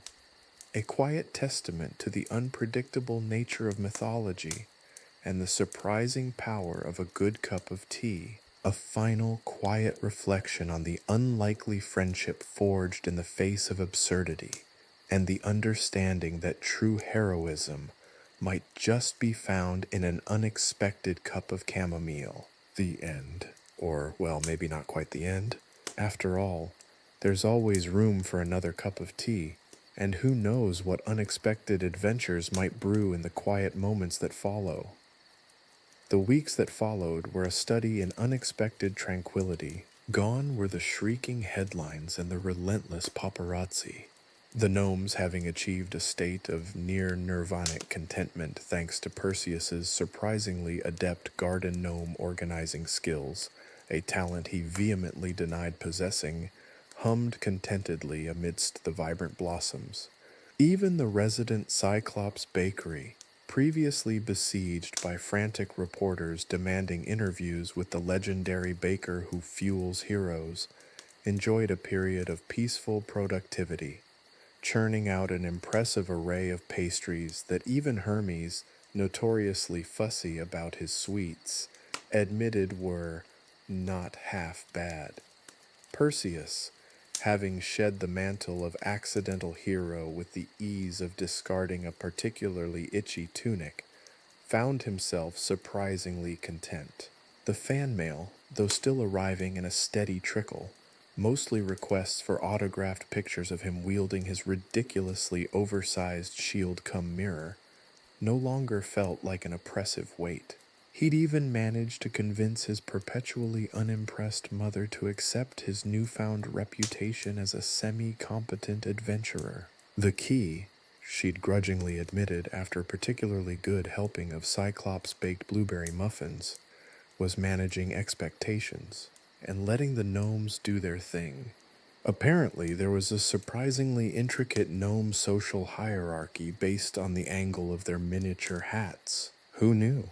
Medusa, freed from the constant fear of turning the next hapless hero into a garden ornament, blossomed in a way that only a Gorgon who'd survived decades of unwanted attention could truly appreciate. Her grotto, once a fortress of wary solitude, transformed into a vibrant sanctuary. The previously grumpy gnomes now seemed to actively seek her company, presenting her with tiny, meticulously crafted bouquets of wildflowers. She discovered a hidden talent for miniature pottery, creating exquisitely detailed gnome-sized teacups and saucers. The chamomile tea, incidentally, remained her beverage of choice, though she was experimenting with lavender infusions, claiming they added a certain je ne sais quoi.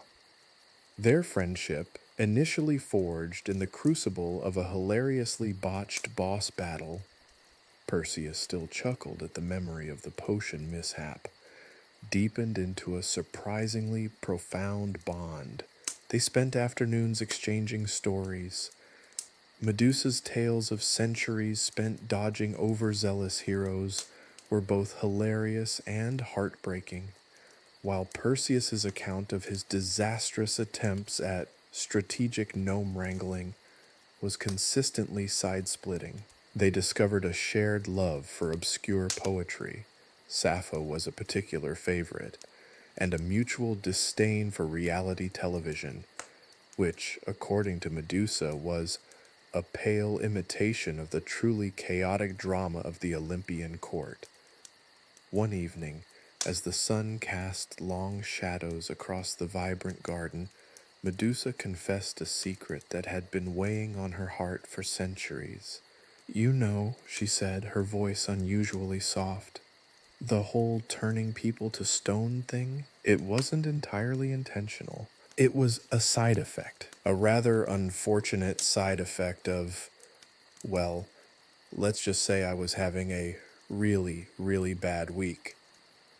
Perseus, leaning against a particularly sturdy rock formation crafted by gnomes, another feat of miniature engineering he couldn't fully comprehend, listened intently. He had long suspected there was more to Medusa than the fearsome monster depicted in the countless myths and legends. Her vulnerability, he realized, was both heartbreaking and endearing. Medusa explained that her gaze was more of an involuntary reaction, a sort of stress-induced petrification. The constant threat of being slain by wannabe heroes, the never-ending stream of adventurers seeking to claim her head as a trophy, it was all incredibly stressful. The petrification was merely a consequence of her overwhelming exhaustion. "It's like a really bad case of Mondayitis," she explained with a weary but wry smile. "Only instead of being slightly unproductive, I turn people into statues. A highly inefficient stress coping mechanism, if you ask me." Perseus found himself chuckling. "So my heroic victory was less a triumph of skill and more a case of exceptionally well-timed chamomile." Medusa chuckled, nodding. "Precisely. Though I must admit, your gnome arranging skills did contribute significantly to the overall improvement of the grotto's atmosphere. The feng shui was significantly off before." Their conversation continued late into the night, under the watchful gaze of the stars, punctuated by shared laughter and the quiet clinking of teacups. Perseus realized that true heroism wasn't about grand gestures or slaying monsters. It was about understanding, empathy, and the quiet power of connection. It was about recognizing that even the most fearsome monsters were capable of vulnerability, and that even the clumsiest adventurers could stumble upon genuine friendship. The following days were filled with a gentle rhythm gardening, tea drinking, gnome wrangling competitions. Medusa consistently won thanks to her superior understanding of miniature horticulture, and the occasional exchange of letters with surprisingly well-adjusted gnome enthusiasts. The world, once a stage for Perseus's accidental exploits, faded into the background, replaced by the quiet contentment of an unlikely friendship. One particularly sunny afternoon, as they sat sipping tea amidst the vibrant flowers, Perseus, emboldened by chamomile and camaraderie, confessed his own fears. He admitted his self-doubt, his apprehension about living up to the title of hero, and his overwhelming relief at escaping the media circus. "Medusa," with the gentle wisdom of centuries of misunderstood existence, listened patiently, offering comfort and understanding. "It's okay to not be a hero," she said, her voice soft but resolute. "Sometimes, simply being present, being kind, and sharing a good cup of tea is far more heroic than any legendary battle." And in that moment, surrounded by the tranquil beauty of the grotto, the scent of chamomile and lavender mingling in the air, Perseus understood. The true victory wasn't about slaying monsters or claiming glory. It was about finding peace, forging connections, and accepting the quiet heroism found in unexpected friendships, and the surprisingly calming effects of a properly brewed cup of chamomile tea. It was, in short, a surprisingly peaceful ending to a hilariously chaotic adventure. The end. Or, well, perhaps just the beginning of a very different kind of adventure, one filled with gnome-sized tea parties and the quiet contentment of an unlikely friendship. Chapter 4. Epilogue. The Legend of Perseus and Medusa. The centuries that followed saw the legend of Perseus and Medusa morph and mutate, a testament to the power of storytelling and the human tendency to embellish the truth. In one particularly flamboyant retelling, popular among 5th century Athenian bards, Perseus became a veritable demigod, a whirlwind of shimmering bronze and impossible grace. His shield, far from a haphazardly employed mirror, was described as a divinely crafted artifact, imbued with the power to reflect Medusa's gaze with such intensity that it turned her instantly to stone, not through any accidental mishaps or chamomile-induced tranquility, but through pure, unadulterated heroic might. This version conveniently omitted the gnome army and the rather crucial role of the well-timed chamomile tea. The gnomes, naturally, found their own way into the narrative, their roles elevated from helpful garden organizers to mythical protectors of Medusa, wielding tiny, exquisitely crafted spears and possessing unparalleled knowledge of ancient alchemical potions, primarily chamomile-based, of course. The Cyclops Bakery became a legendary source of ambrosia, fueling heroes across the Aegean, their pastries so potent that a single bite granted the eater superhuman strength and the ability to speak fluent dolphin. The historical record on the latter remains inconclusive. In later iterations, Medusa's transformation wasn't simply a result of stress. It became a consequence of a powerful curse inflicted by a scorned goddess, perhaps Athena, always looking for a reason to be annoyed with someone.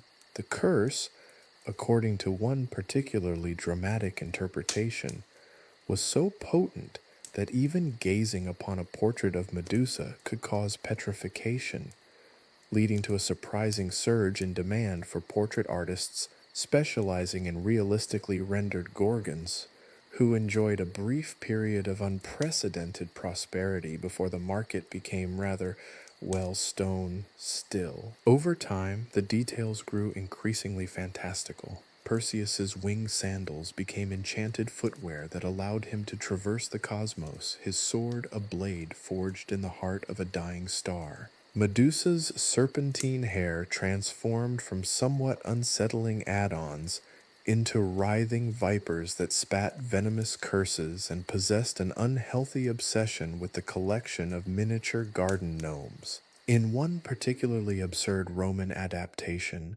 Medusa became a vengeful goddess of the underworld, ruling over a kingdom of petrified heroes who were forced to spend eternity performing the most excruciatingly dull tasks, such as sorting paperwork or folding laundry for an eternally picky Hades. The accidental nature of Perseus's victory was, predictably, lost to the mists of time. The heroic narrative demanded a flawless triumph, a decisive confrontation where courage and skill were the only decisive factors. The comical elements of the original story, The awkward sword fighting, the potion mishaps, the inadvertently helpful gnomes were smoothed over, replaced by tales of daring feats of strength and cunning. The chamomile tea became nectar of the gods, a vital component of the hero's quest, rather than an essential element of a surprisingly peaceful afternoon. Across the Middle Ages, Medusa's image became a potent symbol of female power and danger, her gaze a representation of the seductive and frightening allure of feminine sexuality. Artists depicted her with extravagant hair and an almost theatrical intensity, turning her into an iconic figure of horror and fascination. This era, thankfully, produced a surprisingly charming illuminated manuscript detailing Perseus's attempts to teach the gnomes the intricacies of medieval embroidery, a project that, according to the text, proved to be both challenging and rewarding, with several near catastrophes involving miniature needles and highly flammable beeswax.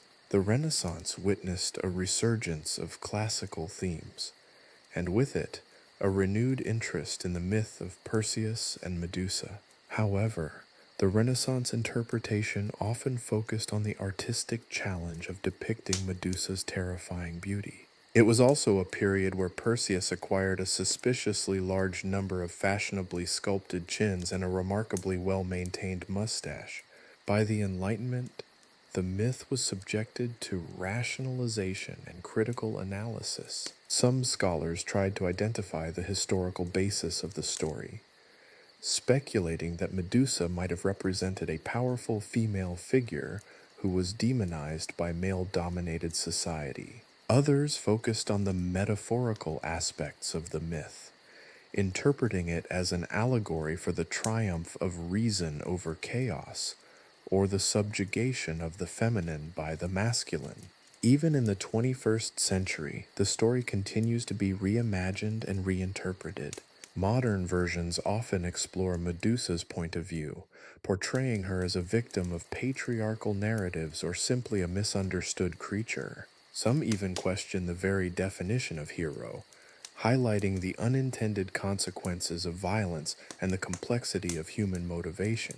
From accidental victory to divine intervention, from a chaotic boss battle to a meditation on female empowerment, the legend of Perseus and Medusa continues to reflect the ever-shifting values and perspectives of each passing era.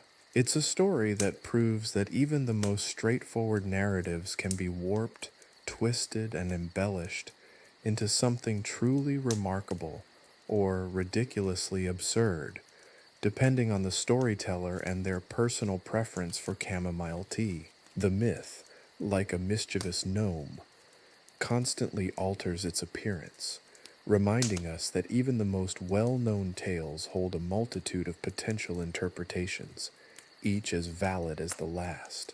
The only constant in this ever-evolving saga? The surprisingly enduring appeal of a good cup of tea and the enduring charm of gnomes in unusually shaped hats. But the story doesn't end with Perseus's slightly clumsy triumph, nor with the gnomes' triumphant return to their chamomile-scented garden. Oh no. The legend of Perseus and Medusa, like a particularly persistent video game glitch, continues to unfold, its narrative branching off into unexpected and often hilarious directions. Medusa, despite her accidental petrification and the rather unfortunate publicity surrounding her Gorgon status, somehow managed to leave behind a surprisingly potent legacy. Think about it. A creature unintentionally turning people to stone becomes a symbol of powerful feminine energy.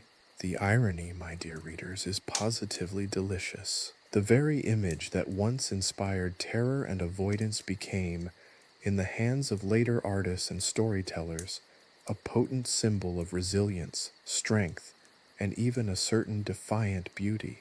Her serpentine hair, once a source of fear, transformed into a visual metaphor for untamed power, for a femininity that refused to be tamed or controlled. This reimagining of Medusa's image is, of course, a fascinating case study in the mutable nature of mythology. What was once a terrifying monster became, in different contexts, a symbol of rebellion, of the untamed feminine spirit, and, in some surprisingly popular feminist artwork, a commentary on the very definition of monstrosity. The interpretation, it turns out, is entirely dependent on the perspective of the interpreter. Imagine, if you will, the surprise of the ancient Greek housewives who initially viewed Medusa's image with trepidation, now seeing her likeness repurposed on everything from pottery to empowering t-shirts. If such a thing had existed in ancient Greece naturally, one can almost picture a disgruntled Athena muttering, "They're wearing her face on their pottery? That's just unfair." I suspect a great many artistic debates must have ensued as artists wrestled with Medusa's evolving image. The Roman Empire, never one to miss an opportunity for dramatic flair, adopted Medusa's image with gusto. She became a terrifying muse, her stony gaze a perfect emblem of the empire's own formidable power. Roman mosaics depicting Medusa's face adorn the floors of wealthy villas, and one particularly impressive depiction can still be found, albeit in heavily fragmented form, in the ruins of Pompeii, proving the enduring power of a well-placed petrified gaze. The transition to the Middle Ages brought a new set of artistic challenges. Medieval artists, with their limited palette and penchant for symbolism, embraced Medusa's image as a warning against pride and vanity. She became a cautionary tale, her petrification a consequence of her hubris and refusal to obey the gods. While maintaining a significant level of fear-inducing visual representation, her image subtly began to take on new nuances. Rather than purely evil, she became an embodiment of divine punishment for unbridled ambition, and perhaps a secret symbol of admiration for such unchecked ambition in spite of oneself. The Renaissance saw a surge of interest in classical mythology, and with it a fresh wave of interpretations of Medusa's legend. Artists liberated by the rediscovery of classical techniques began to depict her not simply as a monster, but as a tragically beautiful figure. They emphasized her graceful form, the elegance of her serpentine hair, and even a hint of melancholic beauty in her stony gaze. This artistic shift is significant. Medusa was finally being granted a degree of aesthetic appreciation, the kind afforded to more conventional mythological figures. The Enlightenment, with its emphasis on reason and order, offered a different perspective. Some scholars attempted to psychoanalyze Medusa, interpreting her as a symbol of repressed female sexuality, a victim of patriarchal oppression, while others sought to deconstruct the myth, arguing that her story was a cautionary tale about the dangers of unchecked power, both male and female. The 20th and 21st centuries have witnessed an explosion of interpretations. Feminist artists have reclaimed Medusa's image, using it as a symbol of female empowerment and resistance. The monster becomes the feminist icon. The petrified are now the empowered. Her stony gaze, once a weapon of terror, is now seen as a defiant stare, a refusal to be silenced or controlled. In the artistic movements of these centuries, Medusa transcends her mythological origins and becomes a commentary on societal structures, a symbol of those often written out of history and deemed monstrous simply for existing outside of accepted social norms. Furthermore, the advent of modern media has only amplified the reach and interpretation of Medusa's image. In video games, she's been portrayed as a powerful boss, a tragic villain, and even a reluctant anti-heroine. Movies have explored her story from her point of view, challenging the traditional narrative and offering a more nuanced portrayal of her character. Medusa's image, previously limited to frescoes and classical sculptures, now appears across numerous screens and in an endless stream of creative interpretations. Her enduring legacy as a potent, versatile, and highly adaptable image is undeniable.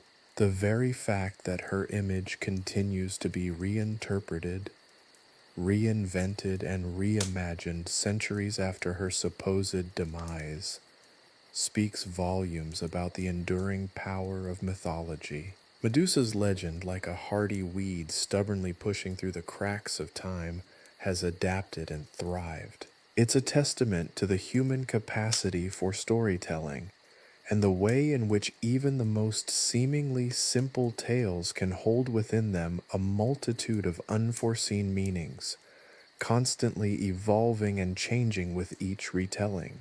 And let's not forget the gnomes, their unexpected contribution to the original story, their strategic deployment of chamomile tea, and their uncanny ability to wield miniature spears continues to be a source of amusement and a reminder that even the most seemingly insignificant details can have far-reaching consequences. The gnomes, it could be argued, played a larger role in shaping Medusa's legacy than originally given credit. Their role in the story reflects a surprisingly relevant commentary on the often unseen players in narratives of power and control. The subtle shifts in power dynamics, the unforeseen consequences, and the inherent absurdity are all integral parts of Medusa's legend. These details serve to highlight the larger themes of the narrative, themes that resonate even across millennia. So, the next time you see Medusa's image, whether it's in a classic painting, a modern video game, or a feminist t-shirt, remember that it's more than just a symbol of terror. It's a symbol that has been continuously remade, reinterpreted, and repurposed across centuries, its original narrative continually evolving as a reflection of the ever-changing perspectives of humanity. It's a testament to the enduring power of mythology, the flexibility of narrative, and the surprisingly resilient appeal of a good cup of chamomile tea. And perhaps, just perhaps, a quiet tribute to the surprisingly positive legacy of a misunderstood Gorgon. The legacy, after all, is not merely stone, but an ever-shifting mosaic of perspectives, reflecting the vibrant complexities of the human spirit. And the gnomes, of course, remain quietly amused. Their silence speaks volumes, especially when accompanied by the gentle clinking of miniature teacups. Perseus, having inadvertently slain Medusa and acquired a reputation that clung to him like a particularly stubborn hydra head, decided it was time for retirement. He envisioned a life of idyllic tranquility, a far cry from the chaotic adventures that had defined his existence. He pictured himself tending a small vineyard, perhaps writing his memoirs, though the ghostwriting would undoubtedly be outsourced, and spending his days sipping watered-down wine, basking in the sun's gentle caress. The reality, however, proved to be far less serene. His first attempt at retirement involved purchasing a charming, if slightly dilapidated cottage, nestled in a quiet valley. The valley, it turned out, was not as quiet as advertised. A family of particularly vocal badgers had taken up residence under his floorboards, their nightly serenades a cacophony of snuffles, squeaks, and surprisingly operatic growls. His attempts to relocate them involved a series of increasingly elaborate traps, all of which backfired spectacularly. One involved a series of cleverly placed honey pots. The badgers simply ate the honey, used the pots as miniature bathtubs, and invited their extended family for a badger party. Another attempt, using a strategically positioned recording of a particularly ferocious badger hunting dog, resulted in the badgers forming a surprisingly effective choir, their singing now laced with a distinctly mournful yet defiant undertone. His vineyard venture fared no better. He'd chosen a particularly challenging slope, one that seemed to defy all known laws of gravity. His carefully planted vines, despite his meticulous efforts, had a disconcerting tendency to roll downhill, creating a chaotic cascade of tangled greenery. His attempts to support them involved a complex system of ropes, pulleys, and strategically placed rocks, resulting in a Rube Goldbergian contraption that occupied most of his days and still seemed to be only tangentially effective. He tried his hand at writing, but his memoirs, titled My Accidental Heroism, a series of unfortunate events, and a Gorgon, proved to be less than commercially viable. The publisher, after much deliberation, had informed him that the book lacked commercial viability and any actual narrative structure. Feedback Perseus found both accurate and slightly insulting. Perseus then embarked on a phase of intense self-reflection, convinced that the problem lay not in his surroundings, but in himself. He enrolled in a series of self-help workshops, promising himself to master the art of relaxation. The first workshop involved guided meditation. Perseus, however, managed to trip over the instructor's incense burner, setting the entire room ablaze. The fire, a surprisingly bright and cheerful conflagration, was quickly extinguished, but Perseus's reputation as a bringer of unintentional chaos was further cemented. His next attempt at peaceful self-improvement involved yoga. His attempts at achieving the lotus position ended with him accidentally knocking over a shelf full of exquisitely fragile pottery, the remains now providing a rather morbidly ironic backdrop to the rest of his yoga practice. The class, after a moment of stunned silence, broke into spontaneous laughter. Perseus, ever the pragmatist, took it as a sign that he was not destined for such serene practices. Discouraged but not defeated, Perseus attempted a life of quiet solitude. He purchased a small, isolated cabin in the mountains. This seemed like his best shot at escaping his own accidental heroism, or so he thought. A rogue mountain goat somehow managed to find its way into his cabin, using his meticulously crafted, hand-carved rocking chair as a scratching post. The goat, it turned out, had an unusually strong penchant for chewing on books, and his efforts to make the goat leave involved an elaborate charade of goat-specific dance moves, culminating in a near-miss goat-related stampede. His attempts at simple fishing were similarly hampered by the unexpected. On one occasion, he managed to accidentally snag a rare and very valuable koi carp, turning the serene fishing lake into a media frenzy. The koi carp, it turned out, had been the pet of a rather eccentric and wealthy art collector. The publicity ensuing from this incident not only put Perseus back in the public eye, but also nearly drove him to despair. The media's focus on his unfortunate ability to be unintentionally heroic was far from relaxing. Undeterred, he tried pottery making, which resulted in him creating a rather unstable and oddly shaped vase that had a strong tendency to topple over. Its collapse, of course, was not merely a quiet accident, but an epic slow-motion disaster that involved a domino effect of toppling vases and shattered dreams. The resulting mess was far from the peaceful, meditative experience he'd hoped for. The clay, it seemed, resented his touch. His attempts to cultivate a meditative garden devolved into an uncontrolled battle against an aggressive species of particularly prickly weeds. His horticultural efforts, which included carefully selected herbs and a carefully planned layout, were repeatedly thwarted by the weeds' surprising tenacity, turning his serene oasis into a war zone filled with scattered trowels, mud, and a deep sense of defeat. Even his attempts at simple cooking resulted in kitchen fires, exploding soufflés, and a rather unfortunate incident involving a flock of startled pigeons and a badly burnt roast chicken. The pigeons, as it were, have yet to regain their composure, maintaining a somewhat mistrustful distance from any object that vaguely resembles a cooking pot. Perseus's retirement plan, it became evident, was spectacularly flawed. His attempts at peace and quiet were consistently thwarted by a series of comical misfortunes, each more absurd than the last.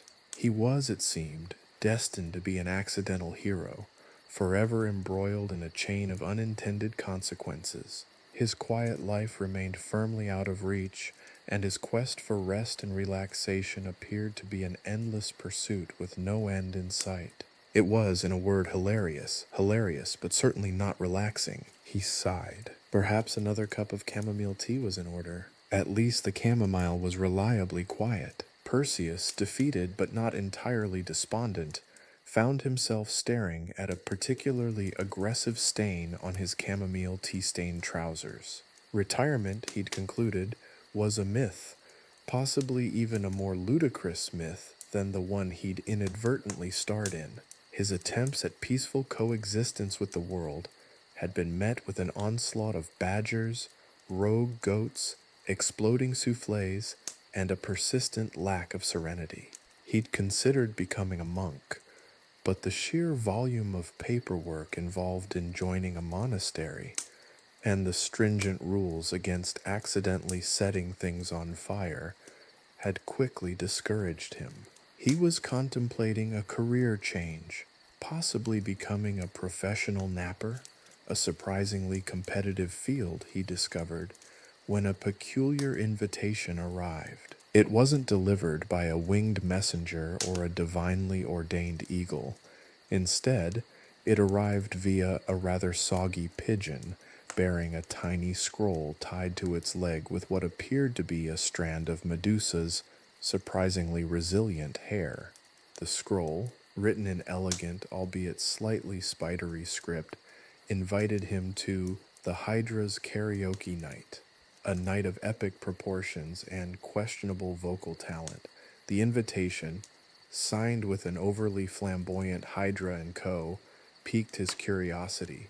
The Hydra, he'd vaguely recalled, was a multi-headed beast he'd encountered during his earlier adventures. The encounter involved an unusually high amount of shouting, a significant amount of swordplay, mostly accidental, and a rather embarrassing incident with a flaming chariot. He hadn't exactly left the Hydra on good terms. In fact, he'd last seen the Hydra nursing a significant grudge and a considerable number of freshly severed heads. Intrigued and slightly apprehensive, Perseus decided to attend.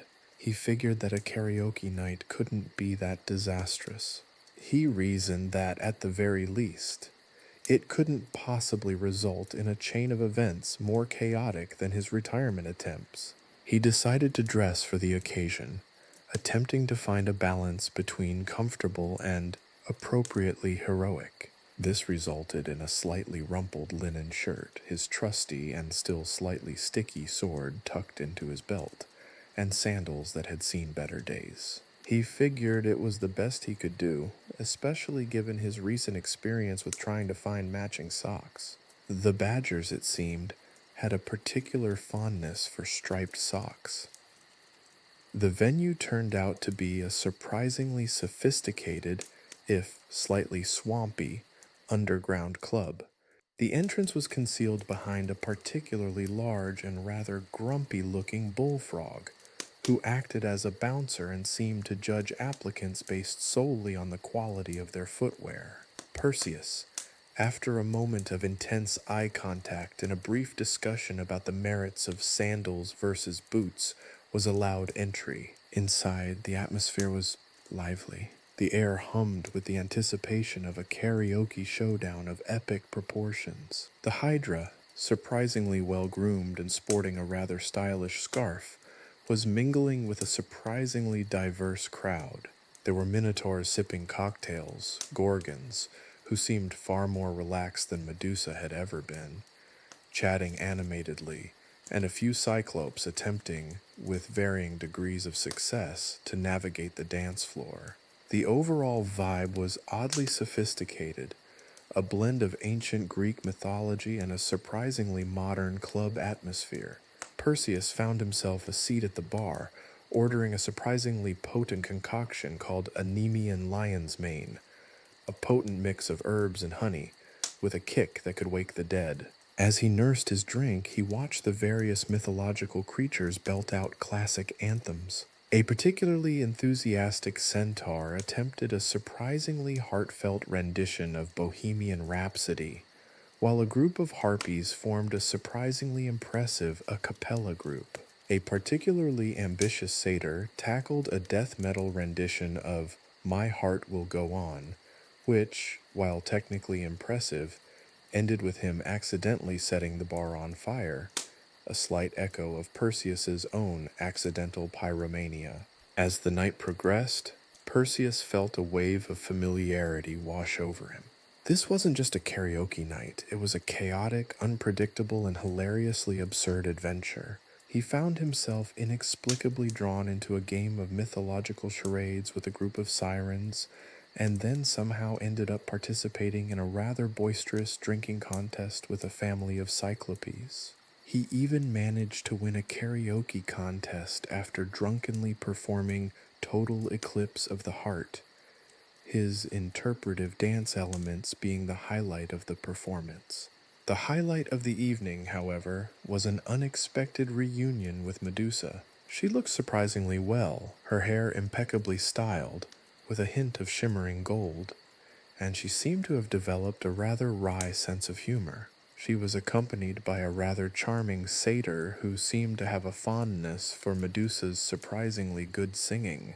Their duet of Like a Rolling Stone was breathtaking. Medusa approached Perseus, a mischievous glint in her eye. "Well, Perseus," she said, a hint of amusement in her voice. "Fancy meeting you here. I heard you've been trying to retire. How's that going?" Perseus chuckled, taking a swig of his drink. "Let's just say my retirement plan needs some serious revision. But hey, at least it's never boring." Medusa laughed, her laughter echoing through the cavernous space. "Boring is the last thing I'd ever call you, Perseus. You and boring are about as compatible as a hydra and a hairbrush." As the night wore on, the conversation flowed as easily as the Nemean lion's mane, and the air thrummed with the rhythm of karaoke and laughter. They traded stories, reminisced about their shared and often chaotic past, and plotted future adventures. This time with a little less accidental heroism and a little more intentionality. However, considering Perseus's track record, intentionality might be a tad optimistic. The fact remained that Perseus had found a new kind of adventure, and it was as unexpectedly hilarious as all the rest. The night concluded with a surprise performance by the Hydra and the entire club singing a spirited rendition of We Are the Champions, a fitting end to a night of unlikely friendships and surprisingly decent singing. As Perseus left the club, the soggy pigeon from earlier was waiting for him, this time with a different scroll, a cryptic message hinting at another adventure, this time involving a cursed lute, a tribe of mischievous nymphs, and a very angry god of music. Perseus sighed. Retirement, it seemed, was a long way off. Maybe, he mused, he should just accept his fate as an accidental hero, and perhaps invest in some good quality fire-resistant trousers. The journey, he knew, was just beginning, and he had a feeling it was going to be legendary, in the most hilariously chaotic way possible.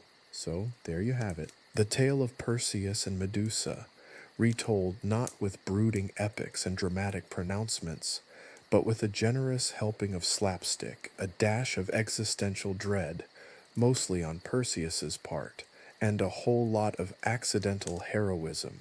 We've witnessed the fall of a Gorgon, not through valiant deeds and divine intervention, but through a series of unfortunate and hilarious events orchestrated by a rather clumsy hero and a surprisingly zen-like monster. Did Perseus slay the Gorgon? Technically, yes, but did he do it with the grace and skill of a legendary hero? Let's just say the gods themselves probably had a good laugh. This, my dear reader, is where the self-aware narrator, that's me by the way, waving from behind the curtain, steps in to offer a final bow. Or perhaps a final slightly clumsy bow, much like our hero Perseus. Because let's face it, the legend of Perseus and Medusa, as we've presented it here, is less a grand epic and more a gloriously absurd comedy of errors. It's a story about the unexpected, the accidental, and the utterly ridiculous. It's a reminder that even in the grand tapestry of mythology, there's room for a bit of slapstick and a whole lot of unintentional hilarity. Think of it as a glitchy boss battle in a really old video game. The game is ancient Greek mythology, the boss is Medusa, and the player character is Perseus, a character clearly designed by someone who was either sleep deprived or possessed a particularly twisted sense of humor. The game mechanics are unpredictable to say the least. Sometimes a well-placed rock will send the boss into a rage.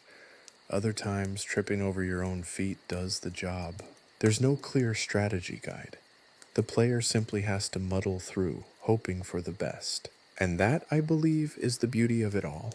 This book is designed to show the chaotic beauty of mistakes and accidental victories in the grand saga of life. This isn't your grandmother's Perseus and Medusa story. There are no noble sacrifices, no earth-shattering pronouncements of fate. Instead, there's a lot of stumbling, a fair amount of tripping, and an unhealthy obsession with chamomile tea. Perseus's, not Medusa's. She prefers something a bit stronger, apparently. It's a reminder that sometimes the most memorable moments aren't the grand, sweeping ones, but the small, absurd, and often hilariously awkward ones. The quiet moments of laughter shared, the unexpected friendships formed, and the unintentional victories won. We could have told you a different story, a more traditional one. We could have focused on the dramatic tension, the epic battles, the weighty pronouncements of the gods. But where's the fun in that? This version, the one we've chosen to share with you, embraces the chaos, the absurdity, the sheer ridiculousness of it all. And in doing so, perhaps we've uncovered a truth hidden beneath layers of heroic posturing and divine pronouncements, that even the most legendary heroes are often just a bunch of bumbling fools, accidentally stumbling their way to greatness, or at least to a mildly satisfying outcome. And that, my friend, is a message worth celebrating. Think about it. How many heroic tales are built on the backs of a few happy accidents, a little bit of luck, and a lot of good-natured absurdity? Perhaps more than we'd like to admit. In a world where we're constantly bombarded with carefully crafted narratives, this story is a breath of fresh air, a liberating rebellion against the over-seriousness and the self-importance that often pervades narratives. We choose to celebrate the chaotic beauty of accidental heroism and the surprising moments of laughter that are found even amidst adversity. This is not a story about conquering fearsome monsters or defying the odds. It's a story about finding humor in the mundane, embracing the unexpected, and accepting that sometimes the best stories are the ones that don't quite go according to plan. We've chosen to challenge conventional notions of heroism, replacing them with something much more relatable.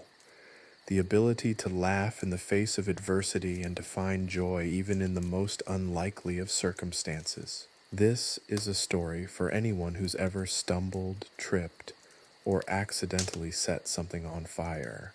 A universal experience, no matter your background or your place in history. Now let's talk about the ending. Yes, Perseus seemed to have accepted his fate as an accidental hero. But it's not a definitive ending, is it?